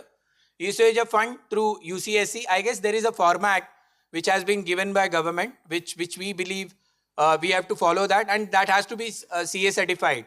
Because if you are dealing with hundreds of startups, every startup you will not be able to check their accounts. How are you going to check their accounts? So one way of doing is that you ask them to verify their UCSC through their CA. And now there is CA is accountable, right? He has to check that thing, he has to validate that thing, then the UCSC will be given to the incubators. The reporting to stakeholders, I guess Vijay's team touched upon. There are multiple tools available in the market now, and there is multiple players. There is Sachi Connect, there is Incubate, there are multiple other tools where you will be able to take the subscription and you will be able to, one is onboarding, second is monitoring, third is tracking the life cycle of that startup. Be it grants, be it seed funding, you have to do the tracking of that startup. Accordingly, you will be able to give those numbers to stakeholders, be it government, be it any other stakeholders, even the corporates. Average timeline, what I believe, if you are managing a grant, it should be somewhere between 2 months max. Why I am saying that? One is 3 to 4 weeks of call for application and 2 weeks of scrutiny and shortlisting, 2 weeks of grant agreement formalities, disbursement, that's it. That's the maximum time one incubator should be taking if they are managing any grant. Any question?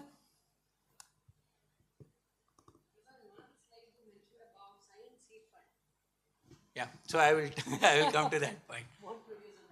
Yeah. Okay, any other question on this? Okay, so these are some of the government grant funding schemes. I have not covered every grant schemes, but these are the active ones. But having said that, there are many more schemes available, and you can go on Startup India website. I guess many of the grants has been already listed. These are some of the grants which Sign is actively engaging, and I tried bringing that. Okay, so now one is seed grant, which we covered. Now the seed funding, there is no much difference. Only thing what we are doing here is that we are going to only deal with private limited companies, not with the individuals. Seed funding, because you are giving investment, you have to have a stake in the company. If you want to have a stake in the company, that company has to be a private limited. As simple as that. We don't deal with individuals when it comes to investment.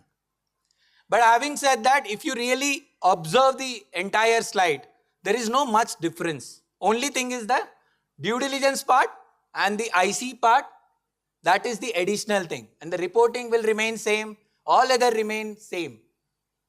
And the timeline will increase because there is a due diligence, amount is more. And because at sign level, we do a due diligence at we outsource the due diligence part because there are multiple things involved. One is legal due diligence. Second is financial due diligence. Technical due diligence, we'll try to do it with IITB professors. That's how we deal with it. And the timeline, what I believe is that it's 3 to 6 months. If we are dealing more than 6 months, then it's better we let go that startup. Okay, any question on seed fund management part? I guess if you don't have question, then I can wrap my session.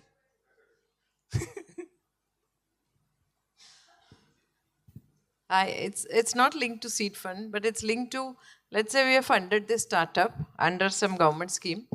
Now the procurement, which procurement policy are we going to follow for the startup to procure the equipment or, any accessories? This is out of syllabus question for me. It's a tough question and I've been looking for answer. I guess there is already a template which is already available, which is called GFR 2017. Exactly. And there is some kind of a procurement which is already listed. But my question is, once the funding has been granted to the startup is a private limited But company. startup, they don't have to follow this They don't GFR. have to. So my question, but the government, enforces. They want I us, don't think so. Nowhere it is written. Nowhere, no policy, no sanction order which says when that. you do your UCSC, they would ask for when you funded the startup and how was the Ma'am, procurement done. I have to check which fund you are talking about, which sanction order and which I'm talking about UCSC DST which has funds written. only. DST funds. Okay, so we will take this offline. All right, no worries. Yeah, thank you. Okay. Any other question on seed grant or seed funding?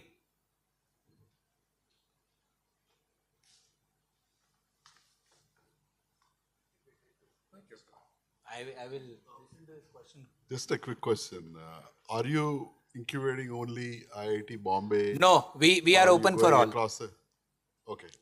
That's the question. How diverse is it?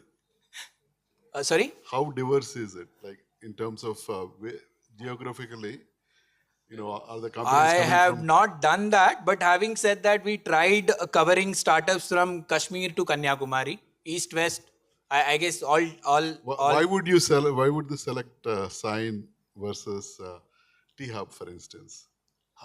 That is a very tricky question. We can have this discussion over dinner. Sure, thank you.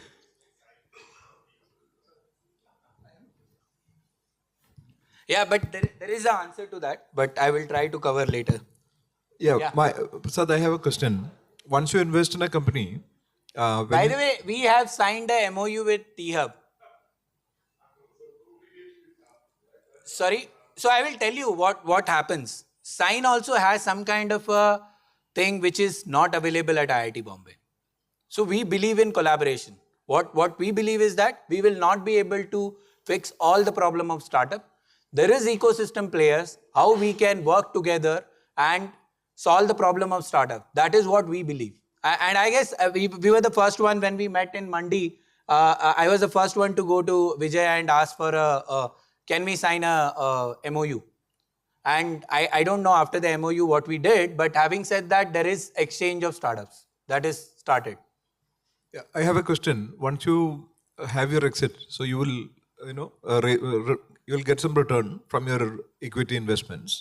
Mm-hmm. So, do you create that as a pool for reinvestment? I mean, do Sign have own funds to invest? Yes, we do have that. That is called Sign Seed Fund. Okay.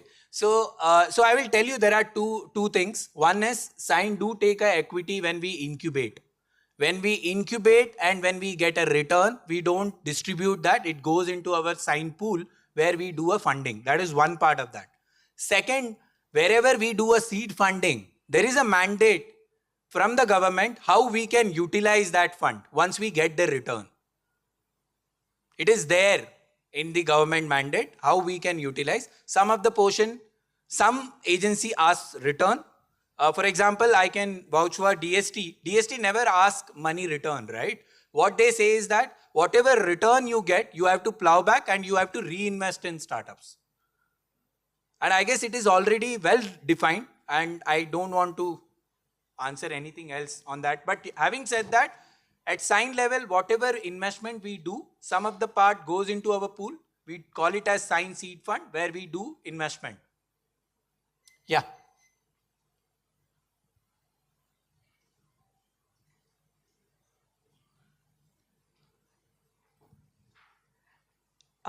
Fortunately, we have got some debt funding and people have started repayment also. I just need to continue the consistency of repayment. I mean, I want to ensure that this happens continually. Because yeah, ma'am, what I believe is that many of the government agencies are not encouraging now loan, if I'm not wrong. Some of the agencies have started asking to invest by way of CCD or CCPS or equity. It's SISF. Yeah, so that's a CCD, if I'm not wrong. Ultimately, it is going to convert preference shares or equity. That is allowed? Right now, it's sorry, blended. we have not availed startup seed funding. I may be having limited knowledge about that thing. All right. SISF is dead now. He is the chair. Okay, no, I am no longer the chair. That's let me just. It's both. You can give it as debt as well as also as CCDs. Yes, sir. We actually have started giving debt and even started receiving the repayment also from some of the startups, but some they are a bit, reluctant or resistant, which we feel difficult to deal with because we don't have any mandate or anything backing. Let me just clarify that giving debt to startups is not a very wise idea. I don't know what others would say, but the only way you can actually multiply that investment is through either equity or CCDs. Yes, sir. So, and the burden of managing a debt also is quite heavy. That's actually is my question, sir. So, okay, so what we can do is that we can take this question offline. I guess we managed debt in the beginning and we were able to successfully recover some of the loans. But having said that, as an incubator at a management level, we took a call. We are not going to do debt henceforth. Okay. So just to answer your question, we are also SISFS incubator, and it is 20% grant, 80% CCD. That's the mandate. So you can go up to 20 lakhs and up to 50 lakhs on the other side. Thank you. This is what we call collaboration. We have to learn from each other. So if you have a DST or some grant from a central government agency, what is the role of your host institute versus the incubator? I guess there is no connection at all. If the money is directly come on your books, you have to manage that. The host institute is the recipient of the grant, but the incubation center is, so there is a confusion there. Okay, so but what I believe is that all the agencies, now they are requesting incubators to incorporate their Section 8 or some of the entities so that they can have this transaction very clearly, right? I guess we at a sign, we also manage Nidhi Prayas as a nodal agency. What we do is that unless and until there is no proper demarcation between host institute and the incubator, we don't give the funding to that incubator at all. We tell them to create a Section 8, then only we pass the money. And I guess more or less government is also doing the same thing now. Yeah, any other question? What has happened is that there is a delay in Section 8 company formation, and the government grant is, first tranche is given. So it is going to the host institute, but it is mandated that host institute should follow the discipline and transfer it to the Section 8 company once there is a procedure and Section 8 company is set. Correct. So there is no confusion about it. The government funding from central government is coming only to the independently governed incubator. Okay. Any other question? Do you have a formal MOU with IIT Bombay? Sorry? Do you have a formal MOU with IIT Bombay, your host institute? Yes, we do have, which says that very clearly what is our role and what is IIT Bombay's role.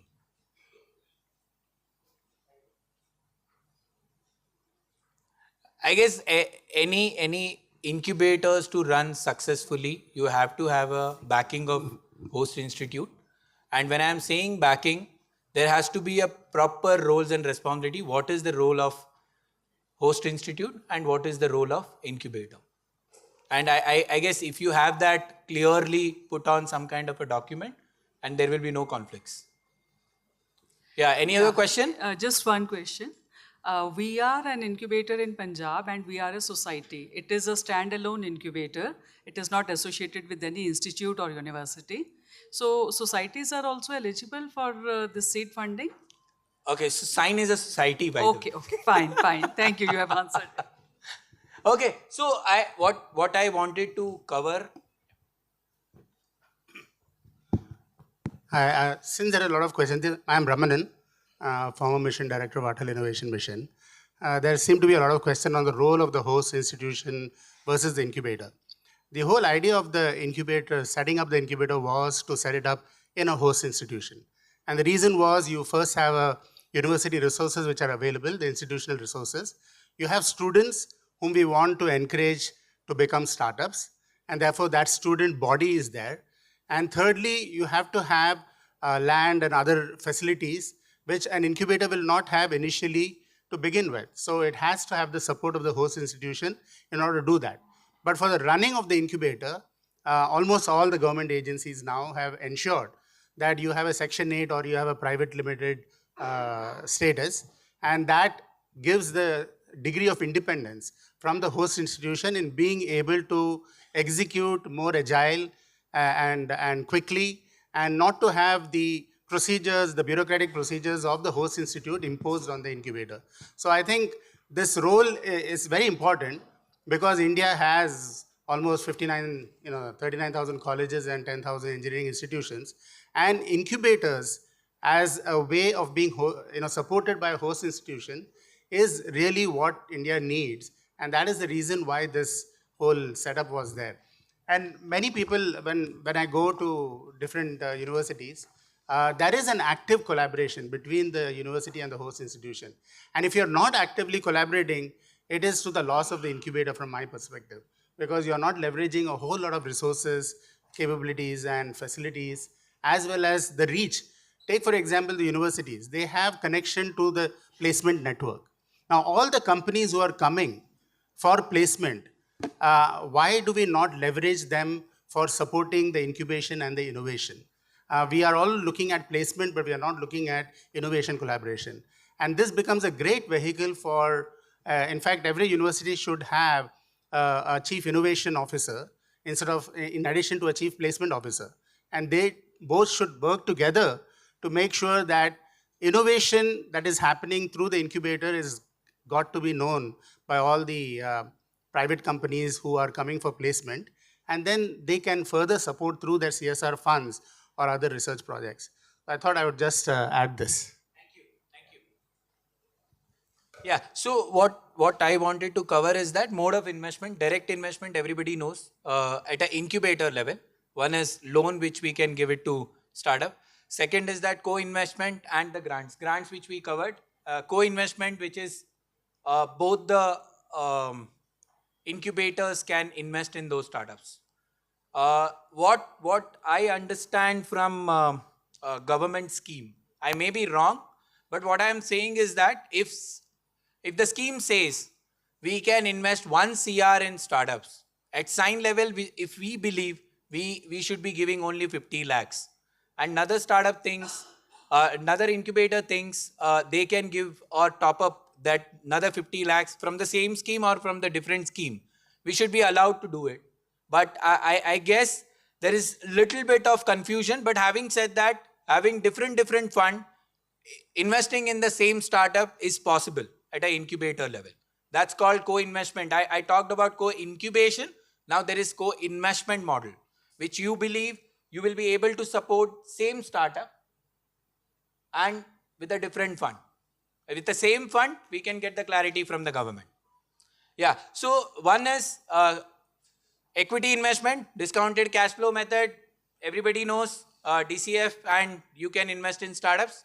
If co-investment, VCs or angel investment or somebody other investor is doing some kind of a valuation, you can do a co-investment. And when it comes to CCPS, OCPS, easiest way to invest in startups where you don't even have to do valuation of that startup. Okay, CCPS is compulsory convertible preference shares. OCPS is optionally convertible preference shares. Okay, these are some of the rights which we believe as an incubator you should be having it whenever you are signing an agreement with startups. But these agreements, whatever you are doing with startup, it should be a startup friendly agreement, not the incubator friendly agreement. So when I am saying incubator friendly, there are people who is already having some kind of an agreement which is investor friendly. So we should have a startup friendly. At an incubator level, we should advocate about startup friendly agreements. Okay, so some of the clauses I have already put, and if you have any, I will just... Okay, so some of the schemes also I mentioned, what all schemes have, what kind of a funding. I'm only focusing on seed investment, not on the grant side. Yeah. Sam, you have to do experience sharing. That's what I believe. We can collaborate, we can share our experience, we can learn from others' mistake, and we don't have to do the same mistake. Yeah.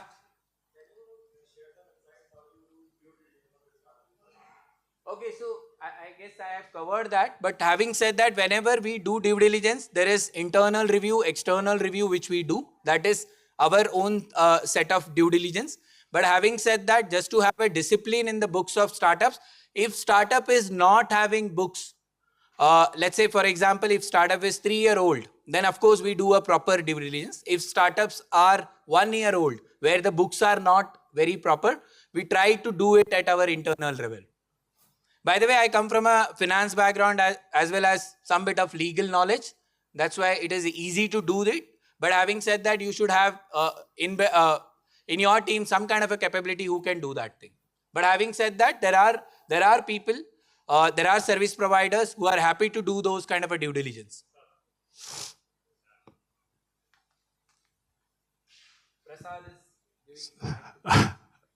So just, I know that many of you who have host institutes are run by Society and Trust, which falls under the Societies Act or Charitable Trusts Act. However, Section 8 company falls under the Ministry of Corporate Affairs, which is a different animal. So what happens is, when you use the word due diligence, you will have to engage someone called company secretary, because CS is not something which trusts have. So this is something new. So what I would suggest, those who are new into this funding and all of that, you have to engage with somebody, because of course, Prasad Shetty has got a lot of experience. He's got that background. But other incubation managers, please engage with somebody, because it will be then legally vetted. Somebody who will make sure all the forms are registered in the ROCs, whether if you're taking equity. So that is just a simple, humble submission to all of you. Don't try to do it, because we have seen when startups come to us having received fund from another incubator, and then when we as an incubator do the due diligence, we found that incubator had so many gaps that they actually had to give back the money, because it was not in compliance at all. And it is all in good faith, because incubator wants to give the money to the startup in good faith, good intention. But compliance and due diligence do not shortchange. Having said that, ISBA does a lot of master classes, and we want you people to attend that as well, so that you can learn on seed funding management. Yeah, any questions? Or I will leave this slide or keep this slide. This is what is the impact what we created at Sign. We have supported more than 241 startups and close to or more than 1,000 plus startups. Current portfolio what we are managing is 77 startups. And graduate, when I am saying graduate startups, these are operational startups. They have gone out from Sign. And of course, we do have some kind of a failure in our incubation as well. We have some 48 startups have failed. And some 13 startups, this is something is very interesting. At an incubator level, we should also have some kind of a knack.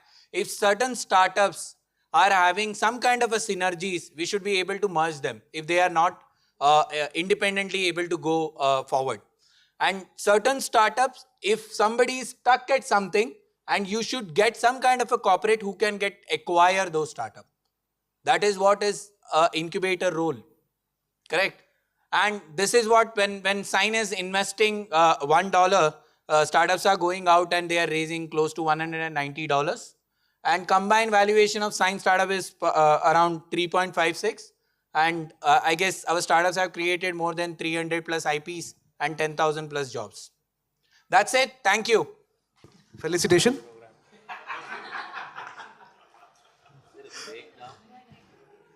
Yes, there's a break. Yeah, but before that, we'll felicitate Prasad.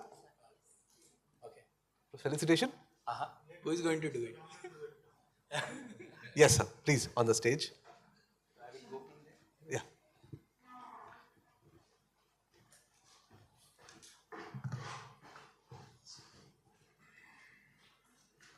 Folks, a big round of applause for Prasad Shetty for delivering a very meaningful lecture.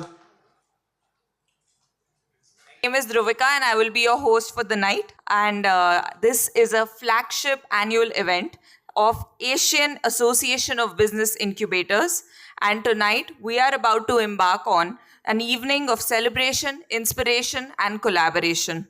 To start off the event, I would like to invite Professor James Lee, the President of ISBA for the year 24-25, to please give us the opening remarks and kick us off the event. Good evening. It's my big honor and a great pleasure to welcome all of you to today's big event, 2024 ABI Summit and Award Ceremony. We just finished the General Assembly meeting, whole afternoon, about 3 hours. So my voice is a little bit gone, so please understand of that. Usually, a lot of people interested in who am I, right? So my name is James Kwang-geun Lee. Actually, I'm the professor of Dongguk University. My major is the food science technology. But since 2007 until now, over 17 years, I have worked on the startup support Recording system in progress. startup support systems. So right now, since this year, I have been working as the president of AABI, as well as the KOBIA, Korean Business Incubation Association. I have worked president from the 2002. Okay, so today, T-Hub, when I first met in here, I was big impressed. So many young people gathered, especially even the lunch time. Too many people want to the final work in the all around this building. This is big shock to me. So actually, this is our new era of our business incubation as well as a startup, especially in the region of Asia. What do you think about what is the biggest transition point of the whole world? I think the 18th century, the first industrial revolution. Through the first industrial revolution, the whole world divided into two parts. The major one is the well-developed one, and the minor one is the underdeveloping. So only one Asian country to take the IR Industrial Revolution train. As all of you understand, that is Japan. But the other country, due to that event, over 200 years, we have been underdeveloping. But since 2000, the time was changed. A lot of Asian countries, including India, China, South Korea, and the other whole AABI, our members, working so hard. And now I'm definitely declare it's time to change, to take the lead in terms of the business incubation model as well as a startup. So today, after watching a lot of you joining this ceremony, I'm very assuring in the future, our time is coming up. So once again, thank you for joining tonight. I wish you all the productive and enjoyable evening. And in our afternoon GA meeting, so next year, this event will be Indonesia. So see you, big applause. And lastly, really appreciate ISBA members and crews, as well as the, even though not joining the Insight, the Shanghai, the AABI members, crew members is very well prepared. Thank you so much. So good evening and a warm welcome to T-Hub. In fact, gives me immense pleasure to actually welcome the delegates from Asian Association of Business Incubators for this particular summit and awards 2024. Professor James, a warm welcome to you. Thank you for gracing the occasion. We also have dignitaries like Ms. Suipa. I hope I got the name right. Thank you for being here. And I understand Ms. Selina, who's the ABBY Vice President, is online. I hope, Ms. Selina, you're able to hear me. A warm welcome to you. And Irene, who is the, I understand, ABBY's Secretary. Also, it gives me immense pleasure to have Mr. Suresh here. Thank you very much for all the collaboration, all the hard work that yourself and your team has put in, the ISBA team, for making this an event to remember. And also there are few dignitaries that have come in from New Delhi. We sincerely appreciate their presence. So some of them have been associated with T-Hub for a long time. So one of the things that we at T-Hub believe is the collaboration, right? Global collaboration. In fact, I've always been talking about the fact that we are not solving local problems. Every problem that we pick and take and try to solve are global in nature. So the mindsets of startups and possibly the mindsets of incubators also need to be global. It doesn't matter where you are set up and how you are, what kind of focus you are driving. So much so that very recently we had an interesting interaction with a few of the incubators from Australia, Sweden, and also even France. Some of them are planning to set up their small centers here. So the opportunity in terms of global collaboration exists. It's something that incubators or the associations like these should network and try and see how we can leverage each other's strengths. It doesn't require everybody to build everything. It's just that the leveraging can drive a lot much more power into through this association to the very ideas and startups that we are trying to build. I guess amongst other things, the point I was mentioning earlier about the global issues. For example, we have many startups here that are working on, say, reducing carbon emission, for example, or working on alternate fuel, right, to reduce, carbon-led fuel consumption, or working on healthcare, for example. But these solutions, need not necessarily come from one region. We have startups working here and collaborating with professors, for example, from UK, or corporate entities and people working in corporates in the US working with our startups to actually help in solutioning. It's a very networked world, and we just need to leverage this. Hopefully, I think from T-Hub perspective, we need to associate more and work more in terms of driving these outcomes. So I personally take this opportunity to see how we can build stronger ties and drive greater outcomes. So once again, like Dhruvika was saying, enjoy the night. It's a great opportunity. The next 2 days, I think, are going to be even more intense, hopefully, and a lot of takeaways for all of you.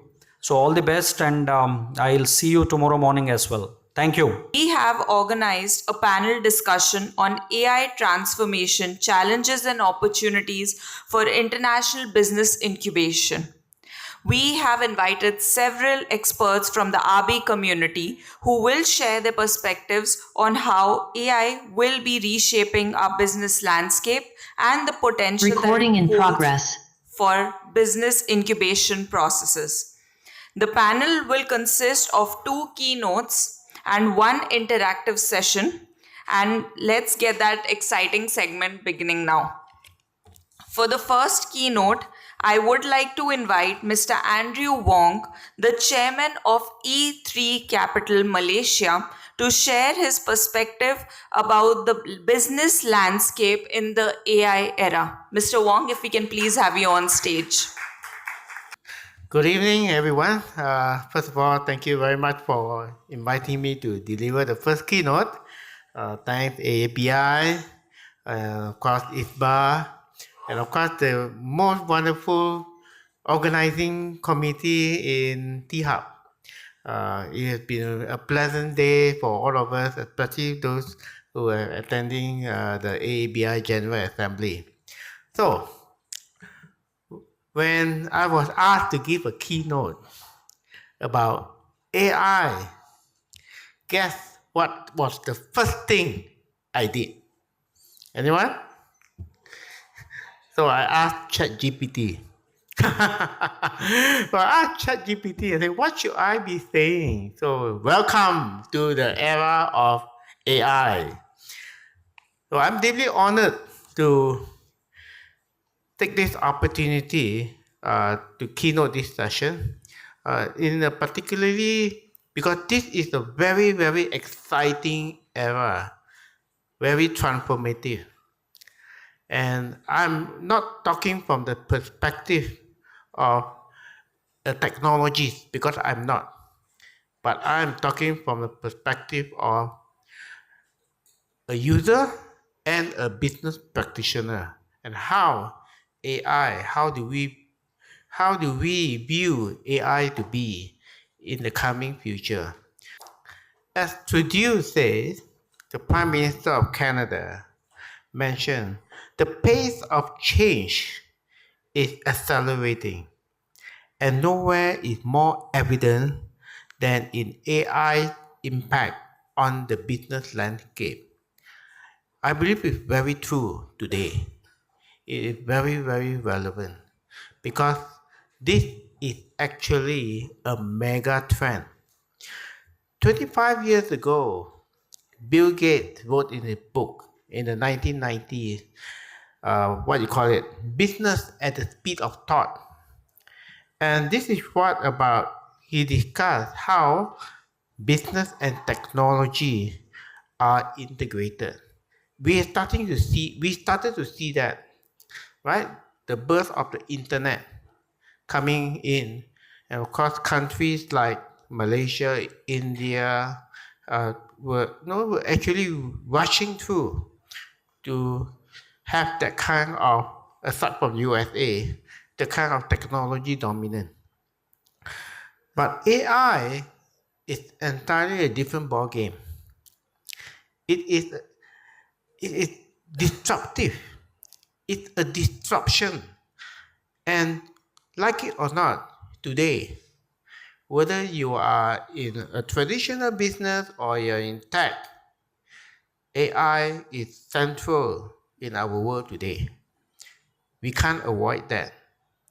But of course, we can embrace it, right? So, but the most interesting part is this. AI actually moving on. AI started to accelerate when ChatGPT came into play. That's the birth of generative AI. But AI had been around 30 years ago. Way back in 1990, I was playing with AI as a solution provider. So we use AI for what? Predictive. We use AI to predict stock market. That's what I did. We use AI to predict bank fraud, traffic, congestion, and all this means, because what we can't do with our human mind, we actually use AI to do it. But those days, 30 years ago, it's not the kind of AI that we are seeing today. And of course, from 30 years, right, and to now, it is projected AI will be a $1 billion industry. So as you can see over here, by 2026, it should be exceeding $207 billion. So it's a huge market. Everyone is going into AI.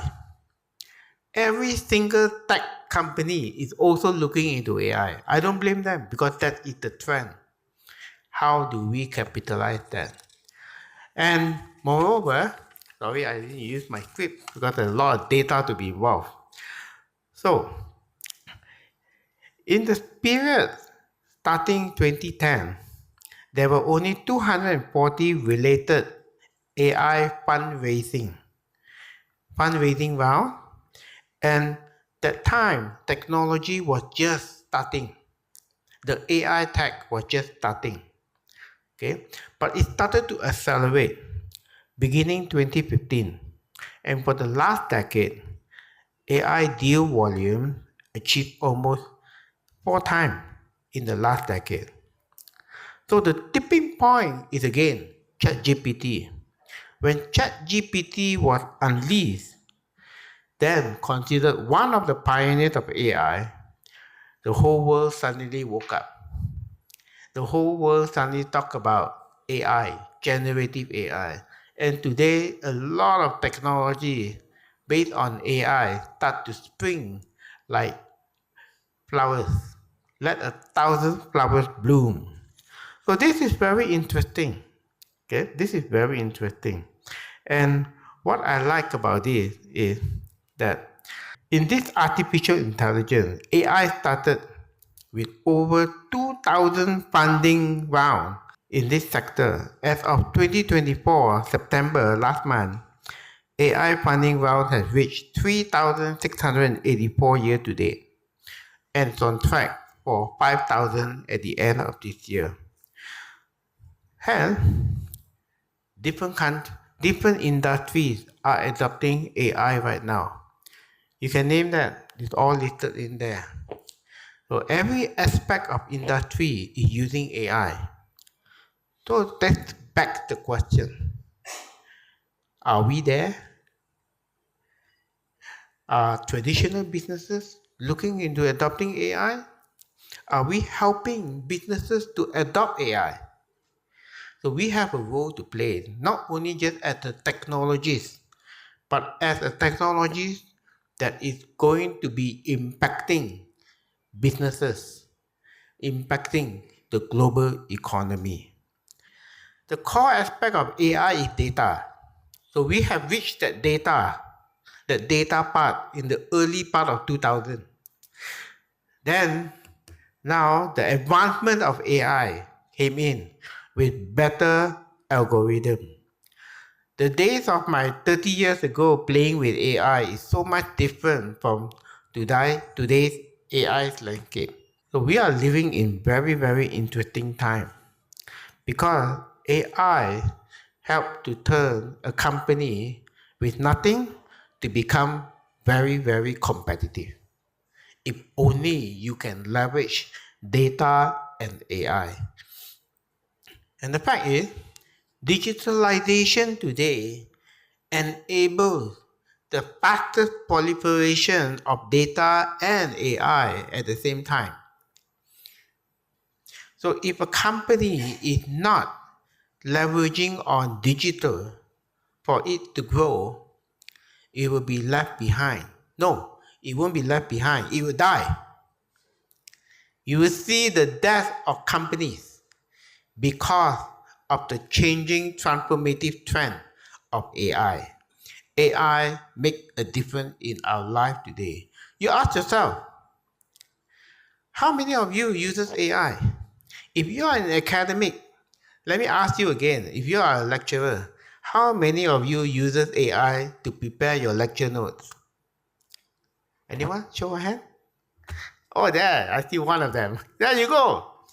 So AI is no longer just for business, but it's also for personal. Every part of the world is already using AI. And that reminds me, how many of you watched the show Star Trek? Star Trek? Who is a Star Trek fan here? All right, just a few of you. Okay. So Star Trek was the futuristic science fiction. Right? It used to be a series, then it ended up becoming a movie. And Star Trek, the next generation, you have this humanoid called Data. Right? And Data has no feelings. But Data uses his algorithm to process millions and millions and millions of data. And he became smart. And everyone relies on him for certain decision making. And that's exactly what's happening in our world today, when we also will rely on data and AI for our decision making. Okay? So these are the companies that actually leverage on AI. 30 years ago, we have no such thing as autonomous vehicle. Today we have, and thanks to Tesla. And Netflix uses AI to predict what the next show you're going to watch. So every day we are users of AI. Okay, every day. And of course, AI is the opportunity. Then we come to an ethical dilemma, right? You have ethical AI, data privacy, is it safe? Right? Data security, trust, etc. So in the end, who owns AI? In Malaysia, our government actually, I won't call it mandate, but in a way coerce us to put our personal data into a government system. This data has 50 questions we have to answer. That includes our family history, our income level, any loans that we are taking, anything. Right? Why I use the word coerce? It's because the government is intending to use targeted subsidy. A lot of Malaysians, day-to-day needs are subsidized by the government, including oil, petrol, okay, sugar, welfare, etc. So they want to prevent the top 20, right, from actually misusing government subsidy. So they developed this system called PADU, P-A-D-U.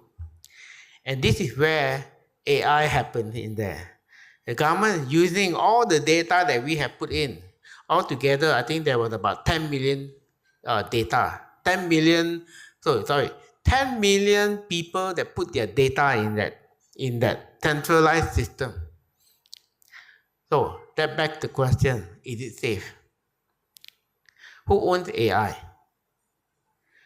Government? This is a very important question because he who owns AI and he who owns data will become the most powerful man or woman in the world. So then, aren't we going into the world of total recall? Right? So we are facing an ethical dilemma here. How we want to solve it, I have no answer. But the fact is this, we are still early days. You and I may not be the ones experiencing it, but imagine 50, 100 years later, we may live in a world of total recall, we may live in a world of humanoids, right? And Revenge of the Clone, Star Wars, that will happen. Okay? So that's a very interesting thing. How AI affect the future of work? Can AI replace humans? I would say to a certain extent, yes, but not everything. Jack Ma used to say, AI can do everything, yes, except one thing. AI, they don't have a heart. We have feelings, we have heart. Okay? AI cannot replicate that heart. Okay? That's important. I find personally AI is useful for me because as an incubator expert, where I've incubated more than 10,000 entrepreneurs, there's a lot of knowledge base in here. How can I put this knowledge base into something, an expert system, where my entrepreneurs just need to go in, key in their problem, and pound, the answer is there. They don't need me anymore. This work can be done by AI. Yeah, in some way it's useful. Okay, it's useful for people with knowledge. And I think we should use AI in a more humanistic way. How AI can support our own growth, personal growth, business growth, right? Life growth. Okay? So, in a way, AI will replace humans, especially in supporting roles. AI does better. And we are living in business. What matters most for a business person is efficiency. productivity, because that will determine your profit. So if we use robots, we use AI, use robotic arm for manufacturing, for decision making, for analyzing data, where our human minds are limited. This is where AI will place us. But AI cannot replace the heart. So we have to upskill ourselves.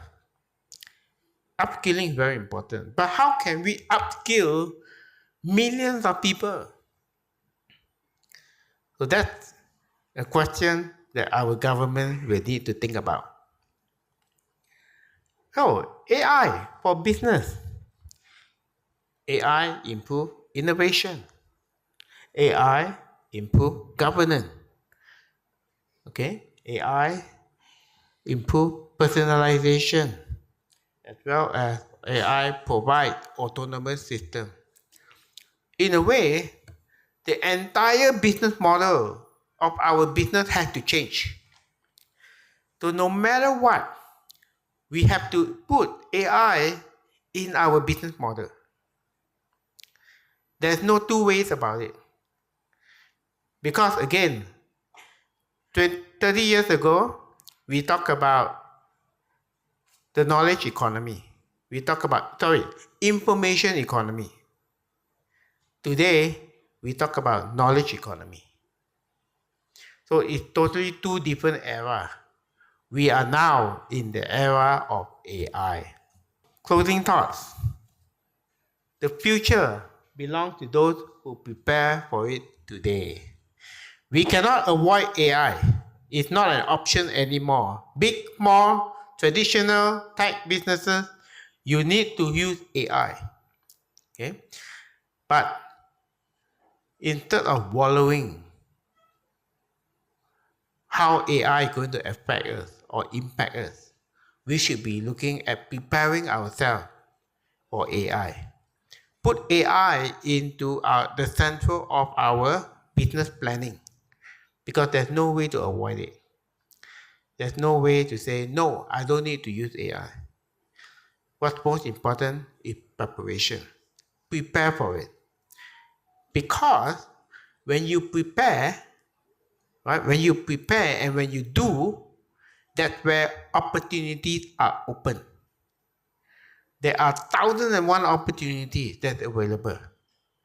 And it's no longer just a local economy opportunity. It is a global economy opportunity. And that's why we as incubators, we have a job to do. We have to prepare our incubatees to be AI efficient, to practice and prepare themselves for AI, whether they are tech or traditional businesses. Because the world depends on us now to educate them about AI. Thank you very much. Now I would like to invite Ms. Ling Withawasaya Sak, the director of Thai BISPA, to educate us on the challenges and the opportunities that AI brings to incubators. Ms. Ling, can we please have you on stage? Good evening, everyone. I'm delighted to be here, and thank you so much for Abi and the ISBA and also T-Hub to arrange this event. It becomes successful from the beginning and in the morning and till now. I think it's time for us to digest what we have learned from the whole day. So let me pull up the slides. Okay, all right. So I have been asked by the secretariat team of ABI to share how AI will affect our community. So Mr. Andrew has mentioned about AI in terms of it can leverage the opportunities and also the potential growth of the business. But in our community, I think it also affects us. So let me go over to show you who I am first, because some of you might have not know me yet. So as the MC mentioned, I'm a director of the Thai Business Incubators and Science Parks Association in Thailand. So the organization is a nonprofit, and we are a national network of business incubators and science parks. So we were founded 15 years ago in order to gather a strong community of those who operate incubators and science parks. From then, we have our strong missions to build a good human capital for the industry, business incubation industry, and also to leverage the strong network that we have. We not only work domestically, and that's why we also joined the International Association to make sure that Thai BISPA could be a gateway to connect our incubators and our startups around the world. So that's one of my hats that I'm wearing. Another hat, I'm also a vice president of the Thai Business Angel Network in Thailand. So in order to complete the ecosystem, we are trying to figure out the different jigsaws in the whole ecosystem and make sure that Thailand, we have everything in place, either by government push, either by private led. But these will complement and make sure that the startups and entrepreneurship will flourish. So, and that's the reason why I have been involved in ecosystem since 2006. So I was graduated in the topic around innovation management, entrepreneurship from the States. And at that point, I have learned what's the gap between the states who are one of the legacy for the world, and how Thailand can create our own ecosystem under the context. So what I have tried during the past 2 decades is going to around the policy level into the implementation level. So from the business incubation community, I think the topic about AI has been around for years and years, but in terms of practical action, what we have been doing in order to leverage this opportunity of AI being implementing into the business incubation is still discussing. So in Thailand, I think we have been known by many of the countries that we are a country where we have good food, nice service industry, right? But when we talk about AI, it's something kind of not so clear how Thailand can implement it into our industry, our business, and in our people.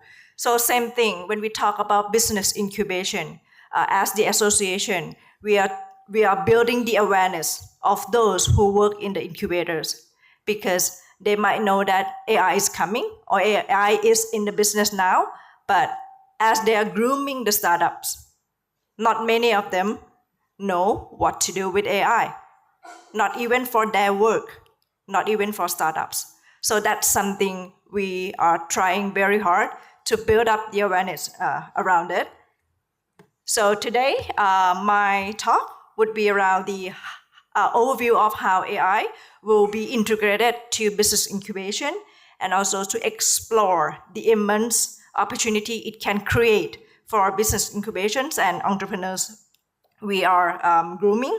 And last but not least, I would also address some challenges that come with embracing AI into business incubation community. So as I show on this slide, I will take only 2 to 3 slides to share with you about the role of AI in business incubation. So there are many ways that AI can be integrated. I look at AI as one tool. So business incubation is a core function. AI can be something that help facilitate the work of incubators. First of all, to streamline your administrative process, right? Something that you have to do like tediously, a day-to-day operation. Now AI can be a good tool to facilitate your work. So your team, or even the executives, the directors, the managers of incubators, they can proceed to all the routine work a lot more faster than using like all the human job. So we can use like natural language processing and also other robotics process automation to help incubators to overcome all the administrative tasks. For example, scheduling assistance. Normally we have to juggling around, right? And when you want to make a schedule for your startups, your mentors, and some other investors, right now AI is in place, so it's a lot easier for you. Document processing or other paperwork, and also the compliance checks, right? Because it used to be a very tedious work. And now, if you have some helper, as I mentioned, AI is a tool, is a helper. Once it's there and you didn't integrate or plug it into your job, it's no meaning, it's no value. So AI can help with that kind of purpose. Secondly, data-driven decision making. So as Andrew mentioned, when he was asked to deliver the keynote, first thing, how we can gather the key information that could be delivered to the target audience. So once you got that kind of information input, then you reconsider if that input makes sense to fit the context you are going to deliver. So the decision making is also the same. When you see AI can help you, can facilitate you in gathering information, but at the end, you have to use your own judgment to whether proceed on what AI suggested. So it will help gathering a big pile of information, and the incubators can make more informed decisions based on the quick suggestion from AI. For example, market analysts, right? So you previously have to subscribe into market statistics from this brand over to another brand, and make sure that you gather kind of a non-biased information and come up with market analysis report for your incubatees. But right now, everything is available, so you can use AI to help you strengthen your work as the market analysis report, capital benchmarking, investor profiling. So these are some of the examples of how data-driven decision-making would help incubators. And the third point where I would like to address, it's about mentorship and resources. Why AI can help people or startup in the aspect of mentorship and resources. Simply because when we talk about AI-driven platforms, it can recommend customized, tailor-made resources. As you know, you are in the business incubator industry, so not single solution can fit all. Every session that you have with the startup is supposed to be mainly one-on-one to customize the perfect solution, or at least optimal solution to make them grow. So AI could help you bring in the customization into your support to the startup based on data-driven insights.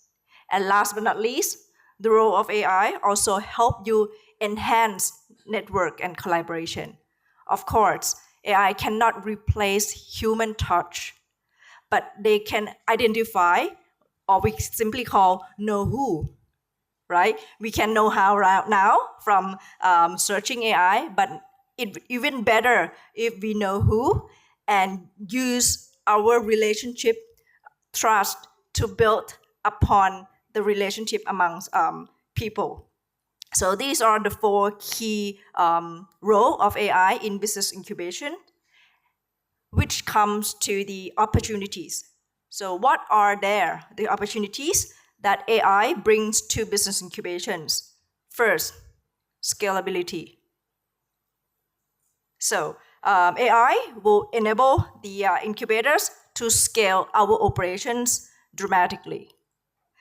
Previously, when we want to scale our business, we tend to hire more people, right, to run the business incubation activities.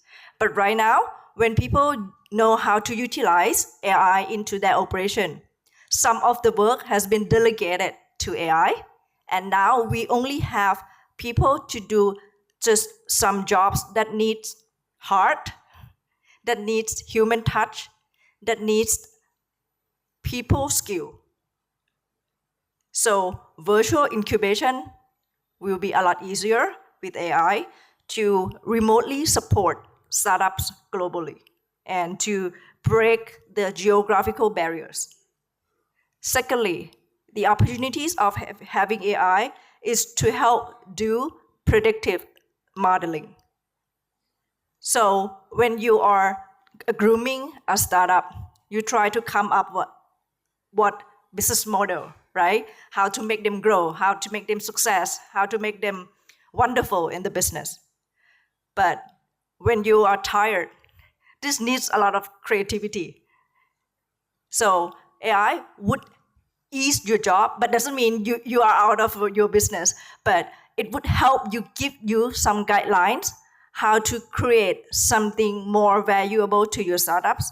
So AI can help generate some key indicators that identify potential performance for the startup in early stage, or even success models for them. And third, about cost efficiency. Why AI help you in cost efficiency? Of course, automation reduce the process of manual intervention. So it can reduce operational costs. It makes incubators more accessible to a wider range of entrepreneurs, including those in underserved communities. So you don't have to travel from one side of country to another just to meet them up. But the AI would help you to get in touch with them to understand their context a lot easier.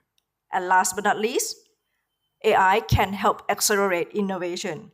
As Mr. Andrew mentioned, AI can generate the opportunities for the companies to integrate it into their business model. So I know it's not nice to have, but it's a must-have tool in many businesses now. Even though you are not in digital tech startups, if you are just someone who run food industry, who run just laundry business, why AI would help?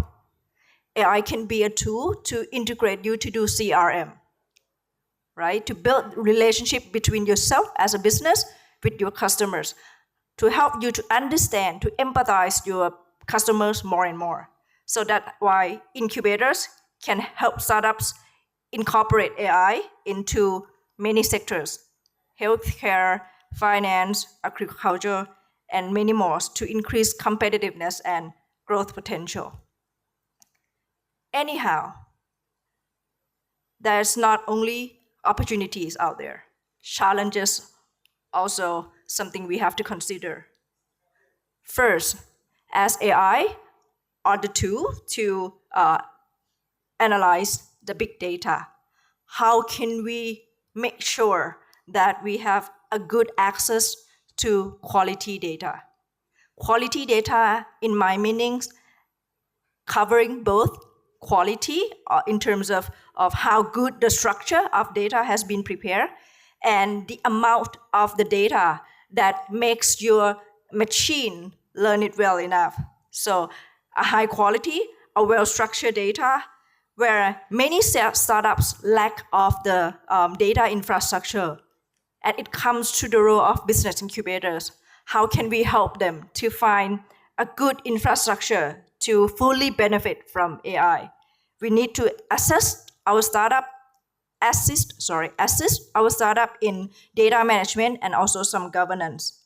So in many cases, in overcome this challenge, the incubators try to partner with data providers. For example, if you are in specialized food business incubators, you probably need to find some market data around the world of how food business growing in every aspect. So the market data statistics would be one of the partners you are looking for. So in that regard, I strongly believe that no one knows best except us, because we are the one that operate our business incubation to serve our startups. So we have to understand the profile of our startups and profile of ourselves, what kind of value proposition we are delivering, and what kind of tools that we use in order to strengthen our values. Secondly, the second challenge would be around the bias in AI algorithms. Well, in many cases, data has been limited. So for those first or some set of data that has been input in the system, it might not be what we call generalized enough. So when you use that set of data to come up with AI suggested solution, it might come into a bias answer. So we need to be aware of the bias data, how to make sure that the data has been generalized, fair, and inclusive. So some solution for this challenge is to do some regular audits on the data, and so also monitor the AI algorithms to ensure unbiased operations. And the third point of challenge would be around ethical concerns and privacy issues. I think everyone knows it, right? Some data that has been used to analyze might not be ethically utilized, and also it, especially for those who work in the health tech startup, you have to be in touch with health data.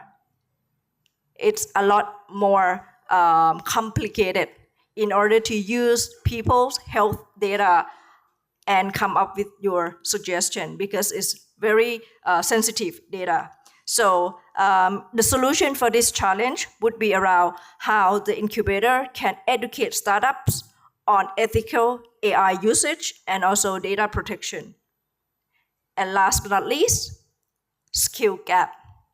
I strongly admit that the business incubators in Thailand, we still lack of the good skill sets of our staff in implementing AI, not even about the startup themselves. Many startups know how to use AI in their algorithm, but in terms of business incubator team who run the incubation service, they might have no idea how AI can be implemented into facilitating their work.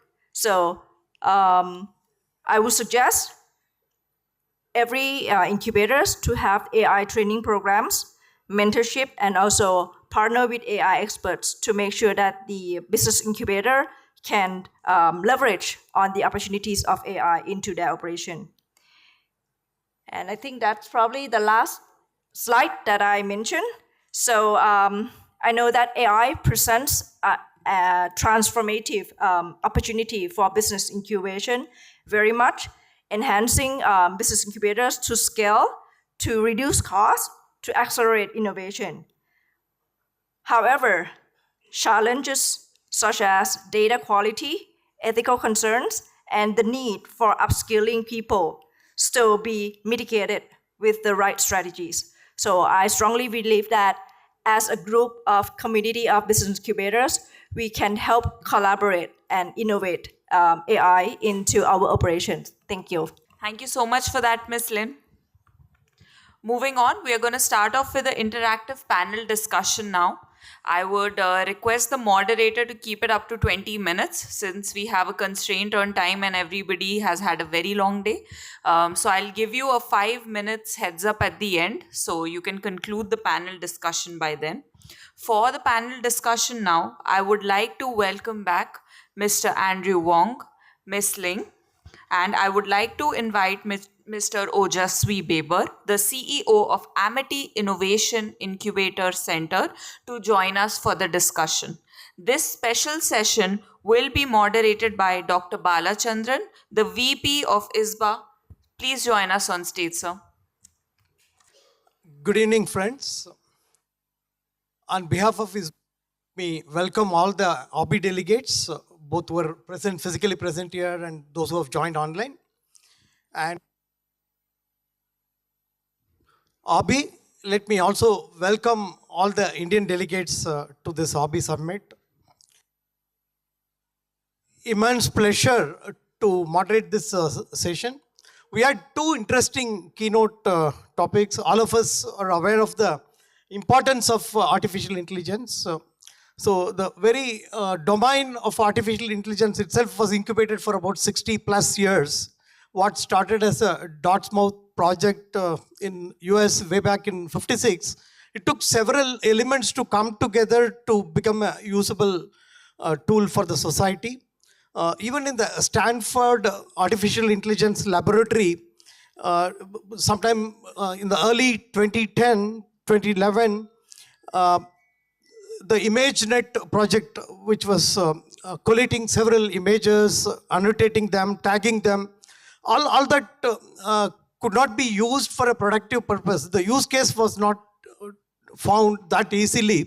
So they had to wait and conduct some hackathon, invite the experts working on other domains like convolutional neural networks, and the power of NVIDIA's computing, the chip, all this have to come together to get some meaningful solutions. When the technology itself had a long gestation, the use cases, the potential applications, the productive outcomes that to impact the society, it's again interesting times we are in. And it's also said there are two categories of people. One, those who are going to use artificial intelligence tools. The other ones who will be the creators. The creators are going to be the minority, and that's where our incubation fraternity will be closely working with. And we are, since both Andrew and Ling have spoken widely about the various aspects of artificial intelligence, it's a very wide landscape, but the next 15-20 minutes, we are going to view these opportunities and challenges through the incubation lens. So that's the, to begin with, Ojasvi available, and this also has democratized the opportunity for everyone. And so there are two categories of startups. As on today, it's said about 3% of startups in India. 150,000 or 160,000 startups is the population. 3% of them are working on artificial intelligence, and the others, whenever you receive a pitch for incubation, at least 7, 8 out of 10 have artificial intelligence or ML. And so as an incubation,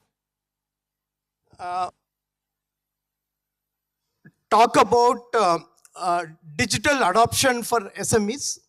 So how do you foresee the opportunity for artificial intelligence adoption for those who are artificial intelligence and they're working on the core sectors? Could you just...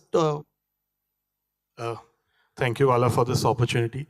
I must say that both the presentations were great insights into the entire setup. Now, your question whether how would those who are not actually using AI would actually be able to leverage and benefit, and that too from an incubator's perspective. Actually, it's a very challenging task. It's very challenging times for all the incubators as well. So at this point of time, I'll give you a statistic. Out of the 100 proposals that we get, AI is such a hyped work that almost 80% of those decks have AI or machine learning as a word embedded into those decks. Now, what is happening here is that there's a lot of financial thrust which is coming in from the VCs, from the government as well, and a lot of that onus is going to come onto the incubators. So it is actually more of a challenge for the incubators to upskill themselves first to ensure that whatever is coming to them is rightly AI or not. So AI is actually playing at multiple levels. It is playing at the LLM level. It is again playing at generative AI level. Then it is playing at a wrapper level as such. So the challenges that we have to face as an incubator are first to be addressed for us to help all those who are actually not using using AI as a tool. Now, coming back to that aspect of how they can leverage whatever they are not as an incubator, it is our responsibility, because you would see with AI coming in, the speed at which the TRL levels used to move from 1 to 5, 4, 5, 6, and 7, that is going to pace up.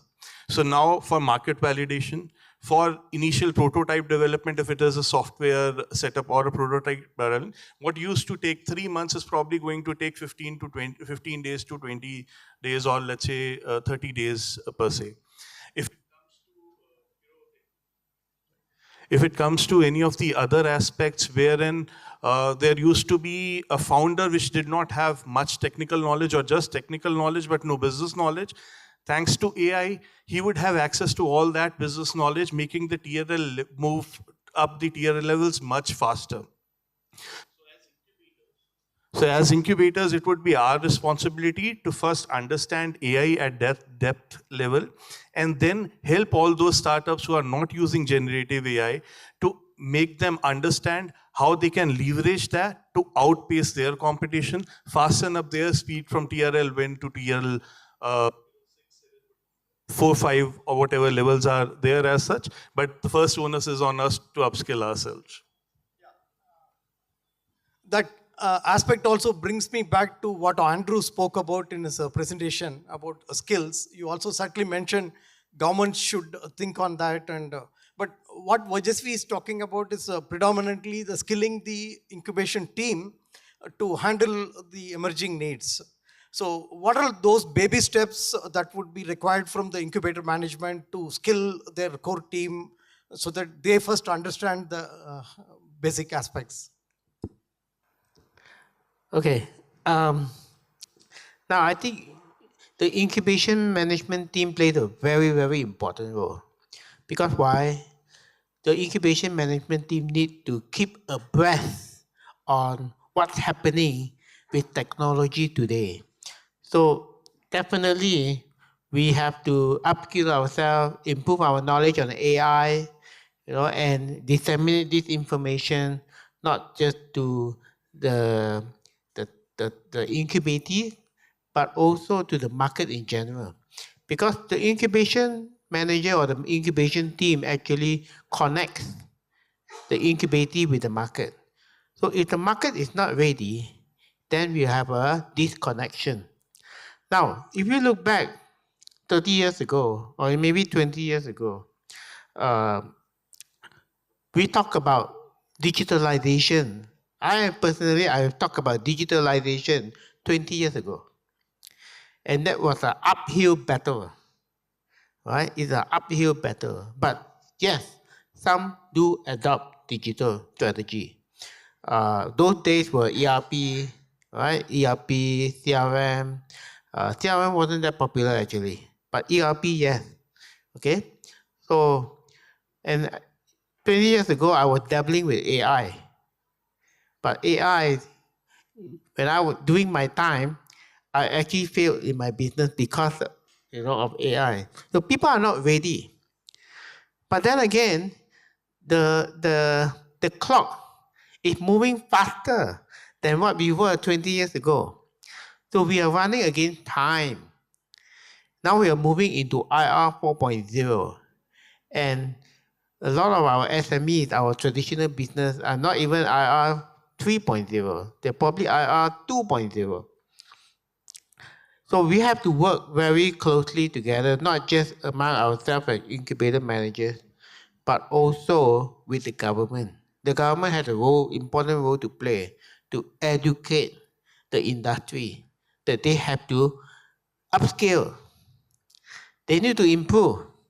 Because if you don't improve, you will die.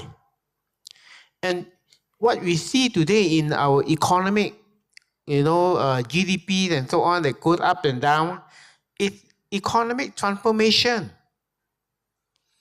Our entire economy is transforming. In Malaysia, the government finally realized that and start to look into AI. We are building AI data centers in Malaysia, right? And in Southeast Asia, that is where the gold mine is. AI data centers, cloud data centers.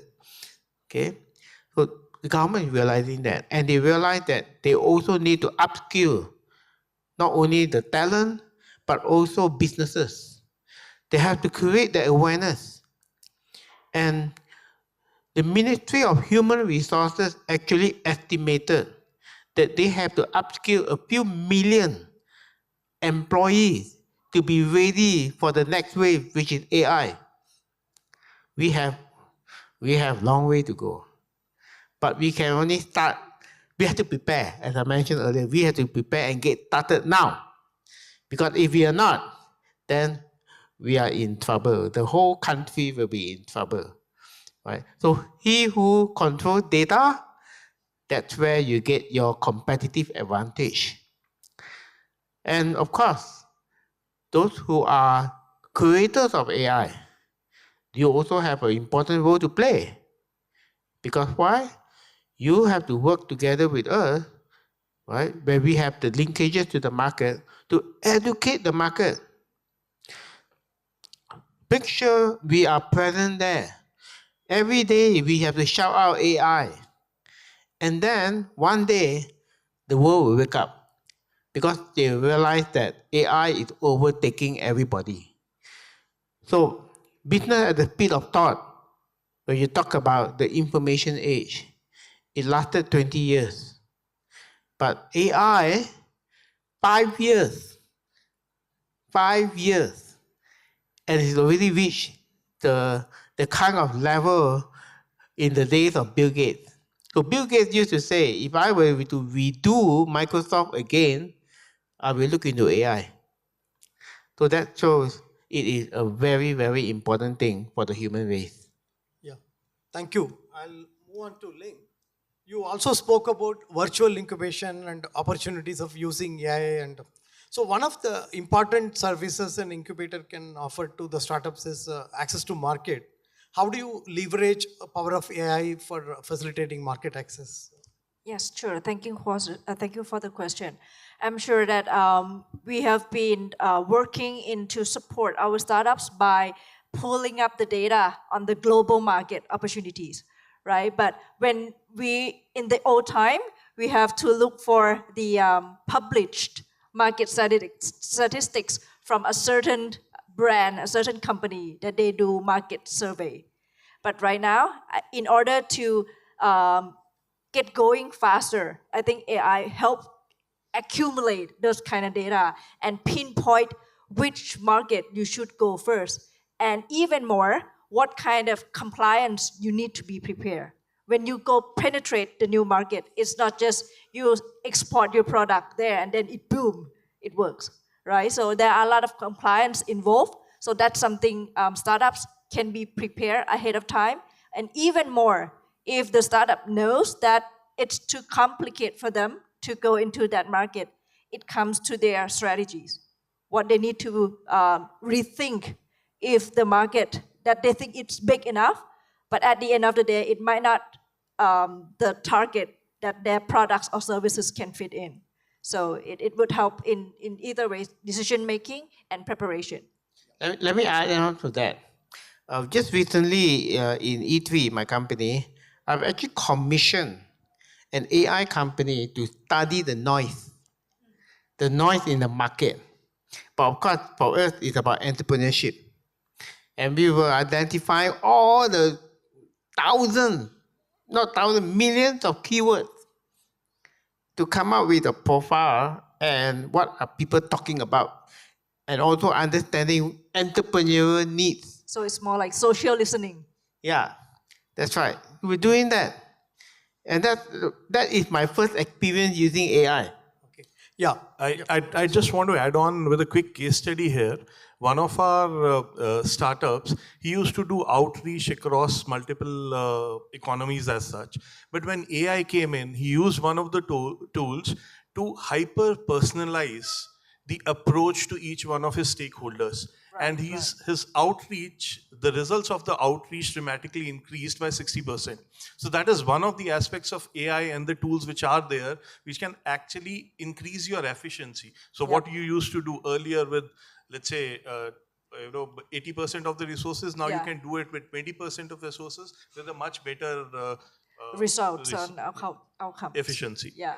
So for want of time, the next round will be a pretty quick one, just one-liner bullets. And so what will be one or two top AI adoption priority for your incubators you are associated with?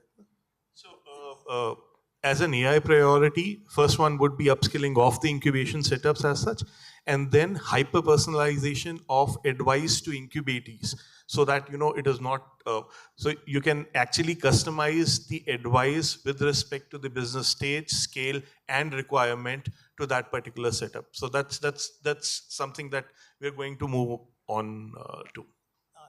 Yeah, from what we listen to the community we are working with, there are two aspects we are implementing and will be one of the flagship initiatives for the community that we work on right now. First, it's AI power platform.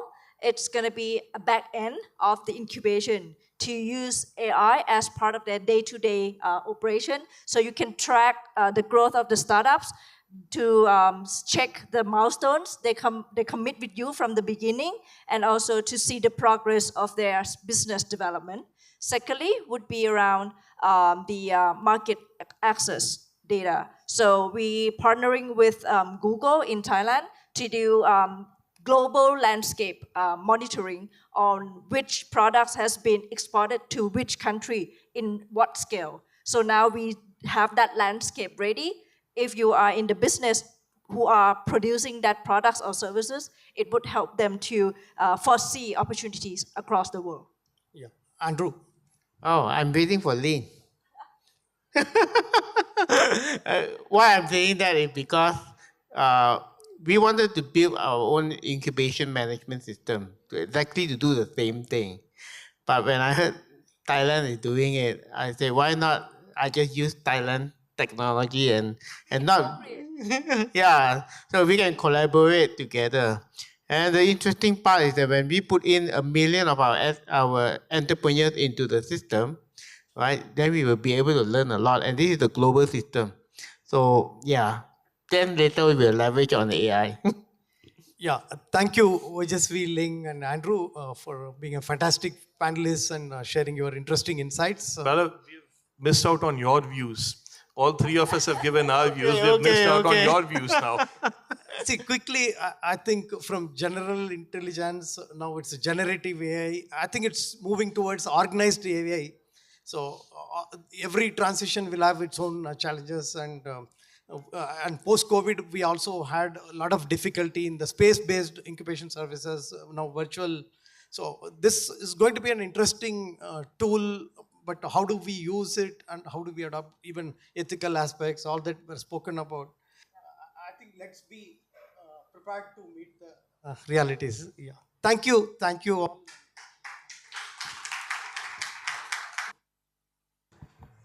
Professor James, can I ask you to step up on the stage to just quickly give us a few opening remarks before I announce the winners? Yeah, there are many things to do as a president. This is not the opening remark. This is kind of the reporting remark. Before that, all of you already understand the RB, but for your understanding, RB, I will introduce RB very briefly. RB, right now, consisting of the 19 countries. And total BI number, could you guess? Yeah, over 5,000 BIs in our member. And also, thanks. If the one BI has the 10 startup, then total over 50,000 startups are there. Actually, the more and more. So actually, this T-Hub is the world, the biggest, the BI. I heard about that. So this is a very wonderful place to do as a ceremony. On the RB framework, each year we will giving out two main type of the award. The first one is the RB Incubator of the Year. So that is for the BI. And the second one is the RB Torch Entrepreneur Award. That is for the startups. So far, so we have since 2000 and over 20, this is the 30th the ceremony. So far over 35 BI Incubator Award winners there, and nearby 106 entrepreneur award winners have so far we have. For this year, we have received over 20 applicants from the 7 AABI member, RB member countries. So covering a wide range of industrial sector, such as the healthcare, biochem, ICT, energy, etc. And very respectable 9 judges from the AABI communities have dedicated their time and labor effort in evaluating the application to short list of the winners presented here today. So before we proceed, I would like to take this opportunity to thank everybody who has been involved in this year's award. To all of judges and to all of the participating incubator and entrepreneurs. Especially to the secretary's team, the very strong, the crew member in the Shanghai STIC, and especially thanks to the ISBA. All right, let's get the award ceremony started. Thank you.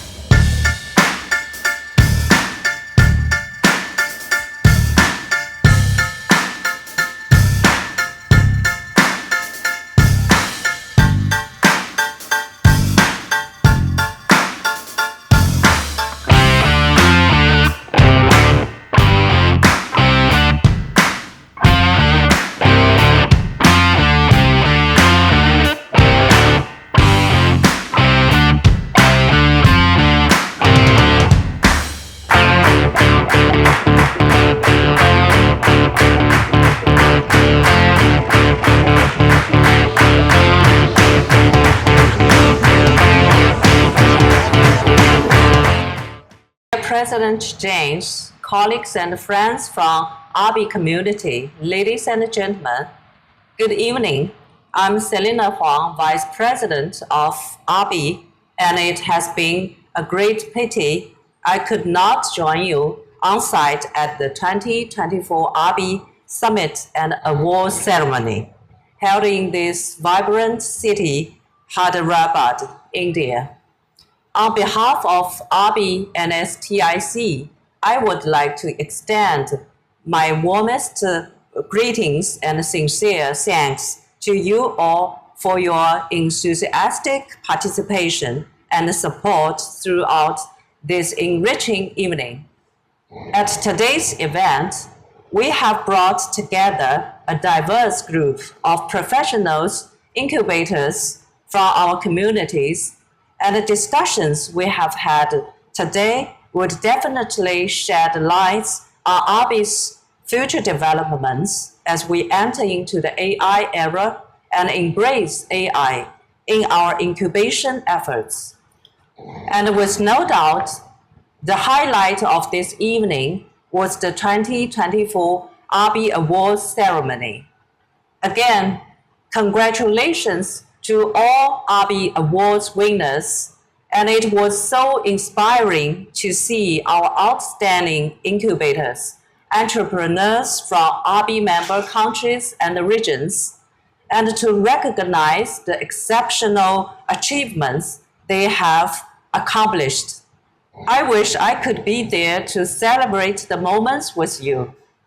Lastly, as we conclude this event, I would like to emphasize as RB embarks on this new journey in this AI era, the challenges we face may be significant, But more importantly, they are also opportunities for us to forge growth and collaborations. And I believe through our joint efforts, we could not only benefit the startups and entrepreneurs we support, but also make our network more vibrant and resilient. Let's continue to work together to innovate and collaborate and bring about another momentum for ABI's development journey. Thank you again. I look forward to seeing you all in person soon at future ABI events. To stay informed about the startup ecosystem, subscribe to My Startup TV.